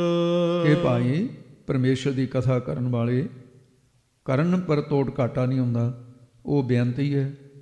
ਕਥਾਵਾਂ ਕਥੀ ਜਾਣ, ਕਥਨ ਕਰਨ ਵਾਲਿਆਂ ਦਾ ਅੰਤ ਹੋ ਜਾਊਗਾ, ਪਰ ਕਥਾ ਦਾ ਟੋਟ ਘਾਟਾ ਨਹੀਂ ਆਊਗਾ ਹੈ। ਕਥ ਕਥ ਕਥੀ ਕੋਟੀ ਕੋਟ ਕੋਟ। ਕਥ ਕਥਾ ਕਰਨ ਵਾਲਿਆਂ ਨੇ ਕਥੀ ਕਥਨੀ ਕਰਨ ਵਾਲੇ ਹੋ ਕੇ ਕਥ ਕਥਨੀ ਕੀਤੀ ਹੈ। ਕੋਟ ਕਰੋੜਾਂ, ਕੋਟ ਜਨਮਾਂ ਵਿੱਚ, ਕੋਟੀ ਕਰੋੜਾਂ ਜੁਗਤੀਆਂ ਦੇ ਕੇ ਅਥਵਾ ਕਰੋੜਾਂ ਰੂਪ ਧਾਰਨ ਕਰਕੇ ਫਿਰ ਵੀ ਉਹ ਕਥਾ ਦਾ ਟੋਟਾ ਘਾਟਾ ਨਹੀਂ ਆਉਂਦਾ। ਕੋਟੀ ਕਰੋੜਾਂ ਨੇ ਪਿੱਛੇ ਵੀ ਕਥ ਕਥਨਾ ਕੀਤੀ, ਕੋਟ ਕਰੋੜਾਂ ਹੁਣ ਵੀ ਕਥ ਕਥਨੀ ਕਰ ਰਹੇ ਨੇ, ਕੋਟ ਕਰੋੜਾਂ ਅੱਗੇ ਨੂੰ ਵੀ ਕਥਨੀ ਕਰਨਗੇ, ਤੇ ਪਰ ਉਹ ਪਰਮੇਸ਼ਰ ਬੇਅੰਤੀ ਰਹੇਗਾ, ਤੇ ਜਿਹਦੀ ਕਥਾ ਦੁਆਰਾ ਉਹਦਾ ਟੋਟਾ ਕਦੀ ਨਹੀਂ ਆਏਗਾ। ਦਿਦਾ ਦੇ ਲੈਦੇ ਥੱਕ ਪਾਹੇ। ਤੇ ਹੁਣ ਸਿੱਖਾਂ ਵੱਲੋਂ ਵੀ ਪ੍ਰਸ਼ਨ ਤੇ ਸਿਧਾਂਤ ਹੈ ਵੀ ਮਹਾਰਾਜ ਇਹ ਦੱਸੋ ਵੀ ਜਗਿਆਸੂ ਦੇ ਤਾਂ ਹੀ ਉਪਦੇਸ਼ ਕੌਣ ਦੇ ਸਕਦਾ ਹੈ। ਮਹਾਰਾਜ ਨੇ ਕਹਿੰਦੇ ਭਾਈ ਸੁਣੋ, ਜਗਿਆਸੂ ਜਨ ਜਿਹੜੇ ਜੂਨਾਂ ਦੀ ਭਰਮਣਾ ਵੱਲੋਂ, ਸਾਰੇ ਸਾਧਨਾਂ ਵੱਲੋਂ ਜਦੋਂ ਥੱਕ ਪਾਹੇ, ਹਉਮੈ ਨੂੰ ਛੱਡ ਕੇ ਉਪਦੇਸ਼ ਲੈਣ ਲਈ ਸਤਿਗੁਰਾਂ ਦੀ ਸ਼ਰਨ ਵਿੱਚ ਤੇ ਪੈ ਜਾਂਦੇ ਨੇ, ਆ ਕੇ ਪੈਂਦੇ ਨੇ ਵੀ ਸਾਨੂੰ ਮਹਾਰਾਜ ਰੱਖ ਲਓ, ਢਾਏ ਪਏ ਦੁਆਰਿਆ ਤੁਹਾਡੇ ਚਰਨਾਂ 'ਚ ਮੇਲ ਲਹੋ ਦਇਆਲ। ਉਹ ਜਗਿਆਸੂ ਨੂੰ ਬ੍ਰਹਮ ਸਰੋਤਰੀ, ਬ੍ਰਹਮ ਨੇਸਤੀ ਸਤਿਗੁਰੂ ਬ੍ਰਹਮ ਵਿਦਿਆ ਤੇ ਬ੍ਰਹਮ ਗਿਆਨ ਦੇ ਉਪਦੇਸ਼ ਨੂੰ ਦਿੰਦਾ ਹੈ, ਜਿਸ ਕਰਕੇ ਜਗਿਆਸੂ ਜੰਮਣ ਮਰਨ ਤੋਂ ਰਹਿਤ ਹੋ ਜਾਂਦਾ ਹੈ। ਤੇ ਇਸ ਕਰਕੇ ਐਸਾ ਪਰਮੇਸ਼ਰ ਵਾਹਿਗੁਰੂ ਹੈ ਤੇ ਉਹ ਉਪਦੇਸ਼ ਦੇ ਸਕਦਾ ਐਸਾ ਸਤਿਗੁਰੂ। ਜੁਗਾ ਜੁਗੰਤਰ ਖਾਹੇ ਖਾਹੇ। ਕਹਿੰਦੇ ਉਹ ਵਾਹਿਗੁਰੂ ਪਰਮੇਸ਼ਰ ਸਾਹਿਬ ਨੇ, ਕਹਿੰਦੇ ਉਹਦੀਆਂ ਬਖਸ਼ਾਂ ਨੂੰ ਜੁਗਾਂ ਦੇ ਅੰਦਰ, ਇੱਥੇ ਭਾਵ ਅੰਤਰੀਵ ਦੇ ਵਿੱਚ ਗੂੜਾ ਥੋੜ੍ਹਾ ਜਿਹਾ, ਬ੍ਰਹਮ ਗਿਆਨੀ ਸੰਸਾਰ ਦੇ ਪਦਾਰਥਾਂ ਦੀ ਖਾਹਸ਼ ਨੂੰ ਤੇ ਅੱਗੇ ਕੀ ਲਿਖਿਆ, ਖਾਹੇ, ਖਾਣ ਯੋਗ ਭਾਵ ਮੇਟਣ ਯੋਗ ਸਮਝ ਕੇ ਖਾਹੇ ਅਭਾਵ ਕਰ ਦਿੰਦੇ ਨੇ, ਖਾ ਜਾਂਦੇ ਨੇ, ਨਿਮਿਰਤ ਕਰ ਦਿੰਦੇ ਨੇ ਗਿਆਨ ਦੇ ਨਾਲ। ਸੰਸਾਰ ਦੀ ਖਾਹਸ਼ ਨਹੀਂ ਰਹਿੰਦੀ ਉਹਨਾਂ ਨੂੰ। ਤੇ ਇਹ ਵੀ ਅਰਥ ਹੈ ਸੰਸਾਰ ਦੀ ਖਾਹਸ਼ ਜੋ ਜੀਵਾਂ ਨੂੰ ਖਾਈ ਜਾ ਰਹੀ ਹੈ, ਪਰ ਗੁਰਮੁਖਾਂ ਨੇ ਇਸ ਨੂੰ ਖਾ ਲਿਆ, ਭਾਵ ਨਾਸ ਕਰ ਲਿਆ। ਤੇ ਜੁਗਾਂ ਚਾਰ, ਬੈਰਾਗ ਜੁਗ ਦਾ ਅਰਥ ਹੁੰਦਾ ਚਾਰ, ਤੇ ਉਹਦੇ ਵਿੱਚ ਫਿਰ ਜੁਗਾਂ ਚਾਰ ਜੁਗ ਜਿਹੜੇ ਨੇ, ਇੱਥੇ ਸਾਧਨ ਚਾਰ, ਬੈਰਾਗ ਵਿਵੇਕ ਖਟ ਸੰਮਤੀ ਮੋਖ ਇੱਛਾ, ਇਹ ਚਾਰ ਸਾਧਨ। ਜੁਗ ਅੰਤਰ, ਇਹਦੇ ਅੰਦਰ ਸਰਵਣ ਮੰਨਣ ਅਧਿਆਸਨ ਤੇ ਤਤ ਤੂੰ ਪਾਦਾ ਸੁਸ਼ੋਧਨ, ਇਹਦੇ ਅੰਦਰ ਹੋ ਵੀ। ਫਿਰ ਜੁਗ ਦਾ ਅਰਥ ਹੈ ਦੋ, ਇਹ ਵੀ ਅਰਥ ਹੁੰਦਾ ਹੈ ਜੁਗਾਂ ਦੋ, ਭਾਵ ਜੀਵ ਤੇ ਈਸ਼ਵਰ। ਜੁਗ ਅੰਤਰ, ਦੋਹਾਂ ਦੇ ਵਿੱਚ ਇੱਕ ਅੰਤਰਾ ਸੀ, ਅੰਦਰ ਭੇਦ ਸੀ। ਜੀਵ ਦੇ ਅੰਦਰ ਅਲਪਗਤਾ ਦਾ, ਪਰਮਾਤਮਾ ਦੇ ਅੰਦਰ ਸਰਬਗਤਾ ਦਾ, ਇਹ ਅੰਤਰਾ ਪੜਦਾ ਸੀ। ਇਸ ਅੰਤਰੇ ਨੂੰ ਖਾਣ ਵਾਲੇ ਹੋ ਕੇ ਗਿਆਨਵਾਨਾਂ ਨੇ ਖਾਹੇ ਨਾਸ ਕਰ ਦਿੱਤਾ। ਪਰਮੇਸ਼ਰ ਜੋ ਜੁਗਾਂ ਜੁਗਾਂਤਰ ਅੰਦਰ ਵਿਆਪਕ ਹੈ, ਉਸ ਦੇ ਖਾਣੇ ਯੋਗ ਜਿਹੜਾ ਪਦਾਰਥ ਹੈ, ਬ੍ਰਹਮਾਨੰਦ ਹੈ, ਉਹਨੂੰ ਖਾਣ ਵਾਲੇ ਹੋ ਕੇ ਤਤ ਬੇਤਿਆਂ ਨੇ ਖਾਂਦੇ ਨੇ, ਭੋਗਦੇ ਨੇ, ਇਹ ਆਨੰਦ ਨੂੰ ਮਾਣਦੇ ਨੇ। ਇਹ ਆਨੰਦ ਮੁੱਕਦਾ ਨਹੀਂ ਹੈ। ਹੁਕਮ ਚਲਾਏ ਰਾਹ। ਤੇ ਫਿਰ ਕੀ ਉਹ ਬ੍ਰਹਮ ਗਿਆਨੀ ਕੁਝ ਕਰਦੇ ਵੀ ਨੇ? ਪੁੱਛਿਆ ਵੀ ਕੋਈ ਕਰਤੱਵ ਵੀ ਕਰਦੇ ਨੇ? ਤਾਂ ਮਹਾਰਾਜ ਸਮਾਪਤੀ ਦੀਆਂ ਤੁਕਾਂ ਤੇ ਲਿਜਾ ਕੇ ਕਹਿੰਦੇ ਉਹ ਇਹ ਕੰਮ ਕਰਦੇ ਨੇ, ਪਰਮੇਸ਼ਰ ਦੇ ਹੁਕਮ ਵਿੱਚ ਚੱਲ ਕੇ ਆਪ ਭਾਣਾ ਮੰਨਦੇ ਨੇ, ਅਤੇ ਸੰਸਾਰ ਦੇ ਜੀਵਾਂ ਨੂੰ ਹੁਕਮੀ ਵਾਹਿਗੁਰੂ ਦੇ ਹੁਕਮ ਭਾਣੇ ਦੇ ਵਿੱਚ ਰਾਹੋ ਇਸ ਰਸਤੇ ਚਲਾਉਂਦੇ ਨੇ ਵੀ ਭਾਈ ਭਾਣਾ ਮੰਨੋ, ਇਉਂ ਚਲਾਉਣਾ ਕਰਦੇ। ਇਹ ਰਾਹ ਤੋਰਦੇ ਨੇ ਜੋ ਹੁਕਮੀ ਪਰਮੇਸ਼ਰ ਦੇ ਸਰੂਪ ਸਤਿਗੁਰਾਂ ਦੇ ਪਰਮਾਰਥ ਦੇ ਰਾਹ 'ਚ ਚਲਾਏ ਹੋਏ ਨੇ। ਉਪਾਸਨਾ, ਭਗਤੀ, ਗਿਆਨ, ਸਰਵਣ ਮੰਨਣ, ਅਧਿਆਸਨ, ਤਤ ਤੂੰ ਪਾਦਾ ਸੁਸ਼ੋਧਨ, ਬ੍ਰਹਮ ਵਿਦਿਆ ਆਦਿਕ ਪਰਮਾਤਮਾ ਦੀ ਪ੍ਰਾਪਤੀ ਵਾਸਤੇ ਇਹਨਾਂ ਰਸਤਿਆਂ ਦੇ ਉੱਤੇ ਚਲਾਏ ਸੰਸਾਰ ਨੂੰ ਰਾਹੋ, ਇਹ ਰਾਹ ਤੇ ਚਲਾਉਂਦੇ ਹਨ। ਬਸ ਇਹੀ ਕਰਤੱਵ ਹੈ ਉਹਨਾਂ ਦਾ। ਨਾਨਕ ਵਿਕਸੈ ਵੇ ਪਰਵਾਹ। ਸਤਿਗੁਰੂ ਜੀ ਕਥਨ ਕਰਦੇ, ਐਸੇ ਬੇਪਰਵਾਹ ਬੇਮੁਹਤਾਜ ਬ੍ਰਹਮ ਗਿਆਨੀ ਆਪਣਾ ਆਤਮਿਕ ਸਰੂਪ ਵੇਖ ਕੇ ਵਿਕਸੇ ਖੜਦੇ ਨੇ, ਆਨੰਦ ਹੁੰਦੇ ਨੇ। ਬ੍ਰਹਮ ਗਿਆਨੀ ਤਤ ਵੇਸੇ ਕਿਸੇ ਪਦਾਰਥ, ਕਿਸੇ ਸਾਧਨ, ਕਿਸੇ ਉਪਾਸਨਾ ਆਦਿ ਦੇ ਮੁਤਾਜ ਨਹੀਂ ਹੁੰਦੇ, ਸਦਾ ਹੀ ਸੁਤੰਤਰ ਹੁੰਦੇ ਨੇ। ਜੋ ਜੀਵ ਬੇਪਰਵਾਹ ਪਰਮੇਸ਼ਰ ਨੂੰ ਦੇਖ ਕੇ ਵਿਕਸੇ ਖਿੜੇ ਰਹਿੰਦੇ ਨੇ, ਜਿਹੜੇ ਜੀਵ ਬੇਪਰਵਾਹ ਉਹ ਵੀ ਉਸ ਤਰ੍ਹਾਂ ਬੇਪਰਵਾਹ ਪ੍ਰਸੰਨ ਹੁੰਦੇ ਨੇ। ਉਹ ਬੇਪਰਵਾਹ ਆਪ ਵੀ ਬੇਪਰਵਾਹ ਹੋ ਜਾਂਦੇ ਨੇ, ਉਹਦੇ ਭਾਣੇ 'ਚ ਰਹਿੰਦੇ ਨੇ, ਦੇਖ ਕੇ ਪ੍ਰਸੰਨ ਰਹਿੰਦੇ ਨੇ। ਜੋ ਤੂੰ ਕਰੇ ਕਰਾਵੇਂ ਸੁਆਮੀ ਸਾ ਮਸਲਤ ਪ੍ਰਵਾਨ। ਜਿਨ੍ਹਾਂ ਨੂੰ ਹੁਕਮੀ ਵਾਹਿਗੁਰੂ ਨੇ ਆਪਣੀ ਹੁਕਮ ਮੰਨਣ ਦੇ ਰਸਤੇ 'ਤੇ ਤੋੜ ਦਿੱਤਾ ਹੈ, ਉਹ ਬੇਪਰਵਾਹ ਪਰਮੇਸ਼ਰ ਦੀ ਪ੍ਰਾਪਤੀ ਦੇ ਆਨੰਦ ਪ੍ਰਸੰਨ ਹੋ ਜਾਂਦੇ ਨੇ। ਤੇ ਬੇਮੁਹਤਾਜਾ ਬੇਪਰਵਾਹ ਨਾਨਕ ਦਾਸ ਕਹੋ ਗੁਰਬਾਹੋ। ਇਹ ਤੀਸਰੀ ਪੌੜੀ ਦਾ ਮੁੱਖ ਭਾਵ ਕੀ ਸੀ? ਮੁੱਖ ਭਾਵ ਹੈ ਕਿ ਵਾਹਿਗੁਰੂ ਦੇ ਬਲ ਨੂੰ ਗਾਉਣਾ ਬੜਾ ਕਠਿਨ ਹੈ, ਕੋਈ ਗਾ ਨਹੀਂ ਸਕਦਾ। ਵਾਹਿਗੁਰੂ ਦੇ ਬਲ ਨੂੰ ਜਿਹੜਾ ਕੋਈ ਗਾਉਂਦਾ ਹੈ, ਜੇ ਕੋਈ ਗਾਵੇ, ਉਹ ਪਰਮੇਸ਼ਰ ਦੀਆਂ ਦਾਤਾਂ ਨੂੰ ਗਾਉਂਦਾ ਹੈ, ਪਰ ਅਕਾਲ ਪੁਰਖ ਨੂੰ ਪੂਰਾ ਬਲ ਨਹੀਂ ਉਹਦਾ ਕੋਈ ਗਾ ਸਕਦਾ। ਉਹਦੀ ਕਥਾ ਦਾ, ਕਥਨੀਆਂ ਦਾ ਤੋੜ ਘਾਟਾ ਨਹੀਂ ਹੁੰਦਾ, ਜਿੰਨਾ ਕੋਈ ਮਰਜ਼ੀ ਕਰ ਲਵੇ। ਪਿੱਛੇ ਵੀ ਬੇਅੰਤ ਸੀ, ਅੱਗੇ ਨੂੰ ਵੀ ਬੇਅੰਤ ਹੋਣਗੇ, ਕਰੋੜਾਂ ਹੀ ਕਥਾ ਕਰਨਗੇ, ਪਰ ਘਾਟਾ ਨਹੀਂ ਆਏਗਾ। ਉਹ ਬੇਅੰਤ ਪਰਮਾਤਮਾ ਦੀਆਂ ਦਾਤਾਂ ਨੇ। ਦਾਤਾਂ ਪ੍ਰਾਪਤ ਕਰਨ ਵਾਲੇ ਜੀਵ ਥੱਕ ਜਾਂਦੇ ਨੇ, ਵਾਹਿਗੁਰੂ ਦਿੰਦਾ ਹੋਇਆ ਥੱਕਦਾ ਨਹੀਂ, ਆਪਣੇ ਹੁਕਮ ਦੇ ਰਾਹ ਦੇ ਵਿੱਚ ਸਾਰਿਆਂ ਨੂੰ ਚਲਾਉਂਦਾ ਹੈ, ਬੇਪਰਵਾਹ ਪ੍ਰਸੰਨ ਰਹਿੰਦਾ ਹੈ। ਇਹ ਤੀਜੀ ਪੌੜੀ ਦਾ ਸਿਧਾਂਤ ਜਿਹੜਾ ਸੰਖੇਪ ਤੋਂ ਸੰਖੇਪ ਸੁਣਿਆ ਆਪ ਜੀ ਨੇ। ਇਹਦੇ ਕੁੱਲ ਅੱਖਰ 149, ਇਹਨਾਂ ਅੱਖਰਾਂ ਦੇ ਵਿੱਚ ਸਤਿਗੁਰਾਂ ਨੇ ਇਹ ਅੱਜ ਦੀ ਗੱਲ ਜਿਹੜੀ ਇੱਥੇ ਸਮਾਪਤ ਕੀਤੀ ਹੈ ਜੀ। ਵਾਹਿਗੁਰੂ ਜੀ ਕਾ ਖਾਲਸਾ, ਵਾਹਿਗੁਰੂ ਜੀ ਕੀ ਫਤਿਹ।